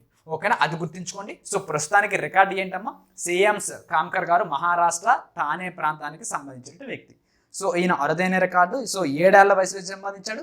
సో అరేబియా సముద్రంలో 30 కిలోమీటర్ల దూరాన్ని 7 గంటల 30 నిమిషాల 11 సెకండ్లకి మనకి ఆయన ఈదడం జరిగింది. సో కర్ణాటక సరిహద్దులోని మాల్పే జట్టి అనే ప్రాంతం నుంచి మహారాష్ట్రలోని విజయదుర్గ్ ఏదైతే మనకి కోట ఉందో సో అక్కడి వరకు మనకి ఎత్తు వరల్డ్ బుక్ ఆఫ్ రికార్డు మనకి కైవసం చేసుకోవడం జరిగింది. ఓకేనా, సో ఇది గమనించాలి. ఇక నెక్స్ట్ చూద్దాం, వ్యక్తులు ఇతర ముఖ్యాంశాల విషయానికి వస్తే ఈరోజు మనకి వ్యక్తుల విభాగంలో వార్తలు ఇచ్చింది ఉపేంద్ర కౌల్ గారు. సో ఉపేంద్ర కౌల్ ఈయన ఎవరమ్మా అంటే ప్రముఖ కార్డియాలజిస్ట్గా మనం చెప్పుకోవడం జరుగుతుంది. సో కార్డియాలజిస్ట్ ప్రొఫెసర్గా చెప్పుకుంటాం ఉపేంద్ర కౌల్ గారు. సో ఈయనకి ఇండియన్ సొసైటీ ఆఫ్ క్లినికల్ రీసెర్చ్కి సంబంధించి లైఫ్ టైం అచీవ్మెంట్ అనేది మనకు రావడం జరిగింది. So life time achievement award 2026 దేనికి సంబంధించింది? ఇండియన్ సొసైటీ ఆఫ్ క్లినికల్ రీసెర్చ్కి సంబంధించి మనకి లైఫ్ టైం అచీవ్మెంట్ అవార్డు 2026 గుర్తుంచుకోండి ఎవరికి వచ్చిందమ్మా? So professor Upendra Kaul. So ఈయన కార్డియాలజిస్ట్. సో మనకి ఢిల్లీలో జరిగిందమ్మా. సో ఈ ISCRకి సంబంధించి 20వ వార్షికోత్సవ సమావేశం. సో ఇందులో ఈ ఐఎస్సిఆర్ లైఫ్ టైం అచీవ్మెంట్ అవార్డుని ఈయనకి అందజేయడం జరిగింది. సో మనకి కార్డియాలజీలో, క్లినికల్ రీసెర్చ్ రంగాల్లో ఈయన చేసినటువంటి ప్రధాన కృషి ఏదైతుందో దానికి గుర్తుగా మనకి ISCR life time achievement award Upendra Kaur గారికి మనకి లభించడం జరిగింది. గుర్తుంచుకోండి. So Indian society of clinical రీసెర్చ్కి సంబంధించి life time achievement award 2026. So మరి దీన్ని ఎవరిస్తారమ్మంటే ఐఎస్సిఆర్ఏ ఇస్తుంది. సో మనకి 2020 నుంచి కూడా ఈయన జమ్మూ కాశ్మీర్లో ఒక స్వచ్ఛంద సంస్థ ద్వారా మనకి సామాన్యులకి వైద్య సేవలు అందిస్తున్నారు. సో ఆ సంస్థ ఏదని అడిగితే సో గుర్తుంచుకోండి, గౌరీ కౌల్ ఫౌండేషన్. ఏంటమ్మా? గౌరీ కౌల్ ఫౌండేషన్ ద్వారా ఈయన మనకి జమ్మూ కాశ్మీర్లో ప్రధానంగా ఒక స్వచ్ఛంద సంస్థ ఈ గౌరీ కౌల్ ఫౌండేషన్ ద్వారా మనకి సామాన్యులకి వైద్య సేవలు అందించడం జరుగుతుంది. సో ఈయనకి ఈ ఉపేంద్ర కౌల్ గారికి ప్రధానంగా చూసుకుంటే మన భారత ప్రభుత్వం పద్మశ్రీ కూడా వచ్చింది. సో భారత ప్రభుత్వం 4వ అత్యున్నత పౌర పురస్కారం అంటాం పద్మశ్రీ. సో అది కూడా రావడం జరిగింది. సో దీంతో పాటు డాక్టర్ బీసీ రాయ్ అవార్డు కూడా మనకి గతంలో వచ్చింది. సో ఈ బీసీ రాయ్ అవార్డు ఏదైతుందో వైద్య రంగంలోనే మనకి అత్యున్నతమైన పురస్కారంగా చెప్పుకుంటాం. బీసీ రాయ్ అవార్డు అది కూడా ఈయనకి రావడం జరిగింది. సో దీంతో పాటు శకుంతల అమీర్చంద్ అవార్డు కూడా రావడం జరిగింది. సో ఐసీఎంఆర్ ద్వారా మనకి అందజేశారు ఇది. ఇకపోతే ఈరోజు మనకి వార్తల్లో ఒక మరణం సంభవించింది. అదేనే ఎవరంటే రాయ్ మెద్వెదేవ్. సో ఈయన ఎవరు అని మనం చూసుకుంటే సోవియట్ యుగపు ప్రముఖ చరిత్రకారుడిగా చెప్పుకుంటాం. అలాగే మార్క్సిస్ట్ విమర్శకుడిగా మనం చెప్పుకోవడం జరుగుతుంది. రాయ్ మెద్వెదేవ్. సో ఈయన 100వ ఏట మనకి మరణించాడు. సో సోవియట్ చరిత్రకారుడు, పుతిన్ జీవిత చరిత్ర రచయితగా కూడా ఈయన మనం చెప్పుకుంటాం. సో పుతిన్ జీవిత చరిత్రను మనకి ఎప్పుడు రాశారమ్మంటే 2008లో మనకి రాశారమ్మ. సో దీంతో పాటు రష్యా క్రిమియాను కలుపుకోవడం ఏదైతుందో, దాంతోపాటు ఉక్రెయిన్ యుద్ధం ఏదైతుందో దీనిని కూడా మనకి ఈయన సమర్థించడం జరిగింది. సో ఈయన గతంలో రాసినటువంటి ఒక గ్రంథం ఉంది, అది ప్రపంచ ప్రసిద్ధి చెందిందమ్మ. అదే లెట్ హిస్టరీ జడ్జ్. గుర్తించాలి. ఏంటమ్మా? లెట్ హిస్టరీ జడ్జ్ అనేటువంటి ఒక పుస్తకం అమ్మ. సో ఈ ప్రసిద్ధ గ్రంథం ప్రకారం మనం చూసుకుంటే ఇది స్టాలిన్ పాలనలో ఉన్నటువంటి లోపాలని ఎత్తు చూపేటువంటి ఒక పుస్తకం. గమనించాలి. దేనికి సంబంధించిందమ్మా? స్టాలిన్ పాలనలో ఉన్నటువంటి లోపాలని ఎత్తు చూపింది. సో లెట్ హిస్టరీ జడ్జ్ అనేది ఒక పుస్తకం. దీన్ని కూడా మనకి ఎవరు రాశారంటే రాయ్ మెద్వెదేవ్. ఓకేనా? సో ఇది ప్రధానంగా గమనించాలి. సో మనకి సోవియట్ యూనియన్ 1991లో పతనమైన తర్వాత ఈయన ఒక పార్టీని స్థాపించాడమ్మ. సో ఆ పార్టీ గనక అడిగినట్లయితే socialist party of working people పార్టీగా చెప్పుకోవడం జరుగుతుంది. Socialist party of working people's party. So ఇది మనం గమనించుకోవాల్సి ఉంటుంది. ఓకేనా? సో అంతకు మించి మరి ఇంకా ఎక్కువ అవసరం లేదు. రాయ్ మెద్వెదేవ్ ప్రధానంగా ఆయన రాసినటువంటి గ్రంథాలు గుర్తుంచుకోండి. పుతిన్ జీవిత చరిత్ర గురించి రాశాడు. సో దీంతో పాటు లెట్ హిస్టరీ జడ్జ్ అది ఒకటి రాయడం జరిగింది. లెట్ హిస్టరీ జడ్జ్ అనేది మనకి ఏదైతే స్టాలిన్ పాలనలో ఉన్నట్టు లోపాలను ఎత్తి చూపెట్టే ఒక ప్రముఖ గ్రంథంగా చెప్పుకుంటాం. సో పుతిన్ హిస్టరీ అనేది 2008లో మనకి రాయడం జరిగింది. సో రష్యా క్రిమియాను కలుపుకోవడం కావచ్చు. సో ఇప్పుడు ఉక్రెయిన్ యుద్ధం కూడా ఆయన మనకి సమర్థించడం జరిగింది. సో అది ఆయన యొక్క స్పెషాలిటీ. ఇంకొకటి చూసుకుంటే మనకి వార్తలు వచ్చింది లీడ్ బ్యాంక్ స్కీమ్ అమ్మ. సో లీడ్ బ్యాంక్ స్కీమ్ అనేది దేనికి సంబంధించిందమ్మా? సో ఇది మనకి 1969లో నారీమన్ కమిటీ అమ్మ. సో ఈ నారీమన్ కమిటీ సూచనల మేరకు, సిఫార్సుల మేరకు మనకి ప్రారంభించిందమ్మా లీడ్ బ్యాంక్ స్కీమ్. ఇది దేనికి సంబంధించింది? ప్రతి జిల్లాకి ఒక వాణిజ్య బ్యాంకు ఉండాలి అని చెప్పుకుంటూ ఈ లీడ్ బ్యాంక్ ద్వారా ఆర్బీఐ అనేది మనకి నియమించిందమ్మా. ఆర్బీఐ ఈ లీడ్ బ్యాంక్గా మనకి నియమించడం జరిగింది. సో ఇందులో ఏం చేస్తారు? ఆ జిల్లాలో ఉన్నటువంటి బ్యాంకింగ్ కార్యకలాపాలు ఏవైతే ఉంటాయో వాటికి రుణ ప్రణాళికలు, అలాగే ఈ బ్యాంక్ అనేది ఈ లీడ్ బ్యాంక్ స్కీమ్ అనేది మనకి ప్రధానంగా సమన్వయం చేయడం జరుగుతుంది. సో ఇది లీడ్ బ్యాంక్ సంబంధించి 1969లో స్టార్ట్ అయింది. సో ఈ లీడ్ బ్యాంక్ సంబంధించి ఒక కొత్త ముసాయిదాని ఇప్పుడు మనకి ఆర్బీఐ అనేది మనకి రిలీజ్ చేయడం జరిగింది. సో ఇంతకీ ఏం చేసిందమ్మా అని మనం ప్రధానంగా చూసుకుంటే జిల్లా స్థాయి రుణ ప్రణాళికలు ఏవైతే ఉంటాయో వీటిని ఇప్పుడు మనకి మంజూరు చేయడం జరుగుతుంది కొత్తగా. అంటే డిజిటల్ కనెక్టివిటీ కావచ్చు, సో విద్యుత్ సరఫరాలో కావచ్చు, శాంతి భద్రతలు కావచ్చు, వీటిపై అంశాలపై ప్రభుత్వంతో చర్చించి ఈ బ్యాంకింగ్ సేవలు అనేవి మరి కాస్త విస్తరించాలి. సో దీంతో పాటు వ్యవసాయం కావచ్చు, అలాగే MSME micro small and medium enterprises కావచ్చు. సో వీటి ప్రాధాన్యత రంగాలు ఏవైతే ఉంటాయో, వీటికి రుణ సదుపాయాలు ఏవైతే ఉంటాయో వాటి యొక్క మంజూరు అనేది ఇప్పుడు మనకి పెంచాలి. ఇది ఒకటి చెప్పింది. సో బ్యాంకులు కావచ్చు, ప్రభుత్వ విభాగాలు కావచ్చు, అభివృద్ధి సంస్థలు ఏవైతే ఉంటాయో వీటి మధ్య మెరుగైనటువంటి సమన్వయాన్ని ఏర్పరచాలి. సో దీంతో పాటు లీడ్ డిస్ట్రిక్ట్ మేనేజర్ కార్యాలయాలు ఏవైతే ఉంటాయో అవి మరియు రాష్ట్ర స్థాయి బ్యాంకర్ల కమిటీ ఏదైతే ఉందో వీటి మధ్య మరి కాస్త బలోపేతాన్ని పెంచాలి. సో ఇట్లాంటి సూచనలన్నీ కూడా మనకి ఆర్బీఐ కొత్త ముసాయిదా ద్వారా మనకి తెలపడం జరిగింది. గుర్తుంచుకోండమ్మా. సో మనకి లీడ్ బ్యాంక్ స్కీమ్ అనేది మనకి ఎప్పటి నుంచి స్టార్ట్ అయింది? 1969 నారీమన్ కమిటీ సిఫార్సుల మేరకు ఏర్పడింది. ప్రధానంగా ఏం చేస్తుంది?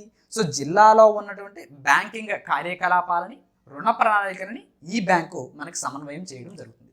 సో దీనికి సంబంధించి ఇప్పుడు కొత్తగా మనకి ఆర్బీఐ అనేది కొత్తగా కొన్ని మార్పులు చేయడం జరిగింది. సో రుణ మంజూరు అనేది పెంచాలి. సో డిజిటల్ కనెక్టివిటీ అంటే మౌలిక సదుపాయాలు ఏవైతే ఉన్నాయో వీటిని మరి కాస్త విస్తరించాలి. సో ఇట్లాంటివి మనకి సూచించింది. అలాగే బ్యాంకులకి, ప్రభుత్వ విభాగాలకి, ఏవైతే అభివృద్ధి సంస్థలు ఉన్నాయో వీటి మధ్య సమన్వయం అనేది కూడా మనకి పెంచబడటం జరుగుతుంది. ఓకేనా? సో ఇవన్నీ కూడా మనం గమనించుకోవాల్సింది లీడ్ బ్యాంక్కి సంబంధించింది. ఇకపోతే స్టార్టప్ ఇండియా 2.0. సో ఇదొకటి మనకి వార్తల నుంచి. సో మనకి స్టార్టప్స్ ఏవైతే ఉన్నాయో సో మనకి అంకుర సంస్థలుగా చెప్పుకుంటాం. సో వీటిని ప్రోత్సహించడం కోసం ఇప్పుడు 2.0 దీనిని 10,000 కోట్ల రూపాయలతో మనకి ఆమోదం అనేది తెలిపిందమ్మా. సో ఈ పథకం ఇప్పుడు మనకి మళ్ళీ స్టార్ట్ అవుతుంది 2.0. సో గతంలో మనకి ఇది మొదటి దశలో 2016లో స్టార్ట్ చేశారమ్మా. సో 2016లో స్టార్టప్ ఇండియా అనేది 10,000 కోట్ల రూపాయలతో మనకి ప్రారంభించారు. 10,000 కోట్ల రూపాయలతో. సో అది విజయవంతంగా అమలైంది. సో ఇప్పుడు 2025-26 బడ్జెట్ ఏదైతే ఉందో ఈ బడ్జెట్లో రెండో దశ కోసం మరొక 10,000 కోట్లతో దీన్ని మనకి ఇప్పుడు కేటాయించడం జరిగింది. సో గమనించాలి, స్టార్టప్ ఇండియా 2.0 దేనికి సంబంధించింది అని అడుగుతారు. సో స్టార్టప్స్ని ప్రోత్సహించడం కోసం మనకి తీసుకొచ్చారు. సో దీని యొక్క మూలధన నిధి ఎంత అంటే 10,000 కోట్ల రూపాయలు. సో ఫస్ట్ స్టేజ్లో 10,000 కోట్లు కేటాయించారు. సో ఇప్పుడు second stage startup India 2.0. So దీనికోసం కూడా 10,000 కోట్లు మళ్ళీ మనకి ఎక్స్ట్రాగా కేటాయించడం జరిగింది. సో ప్రారంభ దశలో ఉన్నటువంటి స్టార్టప్లకి సో ముఖ్యంగా డీప్ టెక్ సంబంధించినవి ఏవైతే ఏవైతే మనకి ఉంటాయో సో వాటి పరిశోధనలో ఈ అంకుర సంస్థలు ఏవైతే స్టార్టప్స్ ఉంటాయో వీటికి ఆర్థిక మూలధనాన్ని మనకి అందించాలి అనే ప్రధాన ఉద్దేశంతో దీన్ని మనకి ప్రారంభించడం జరుగుతుంది. సో గుర్తుంచుకోండి, startup India 2.0 fund of funds ఎంత అంటే 10,000 కోట్ల రూపాయలకి మనకి ఆమోదం తెలిపింది. ఓకేనా? గుర్తుంచుకోండి. సో ఇవమ్మ ఓవరాల్గా ఇవాళ విషయాలు. సో ఇందులో ప్రధానంగా గుర్తుంచుకోండి, బంగ్లాదేశ్ పిఎం మనకి తారిక్ రహమాన్ గారు, బిఎన్పి బంగ్లాదేశ్ నేషనలిస్ట్ పార్టీకి సంబంధించి. సో మరి ఇన్ఫ్లేషన్ తెలంగాణలో మనకి హైస్ట్ ఉంది 4.92%. ఇక పుల్వామా ఘటన February 14, 2019 ఆపరేషన్ బంద్రా అనేది మనకు చేశారు. సో మరి new PM scheme, so PM Rahat ఒకటి, సో క్యాష్లెస్ ట్రీట్మెంట్ కోసం. సో మరి ముఖేష్ నాల్వల్లి గారు 8 మెడల్స్ ఆసియా షూటింగ్ ఛాంపియన్షిప్స్ 2026లో మనకి సంపాదించడం జరిగింది. సో ఇది ఓవరాల్గా మనం గుర్తుంచుకోవాల్సింది. ఓకేనా? సో మరి మేము ఇచ్చేటువంటి కంటెంట్ కనుక మీకు నచ్చినట్లయితే ప్లీజ్ లైక్ చేయండి, షేర్ చేయండి, సబ్స్క్రైబ్ చేయండి. అలాగే మీ యొక్క అభిప్రాయాన్ని కామెంట్ బాక్స్లో ఖచ్చితంగా కామెంట్ చేసే ప్రయత్నం చేయండి. రేపటి కరెంట్ అఫైర్స్తో మళ్ళీ ముందుకు వస్తాను. Thank you.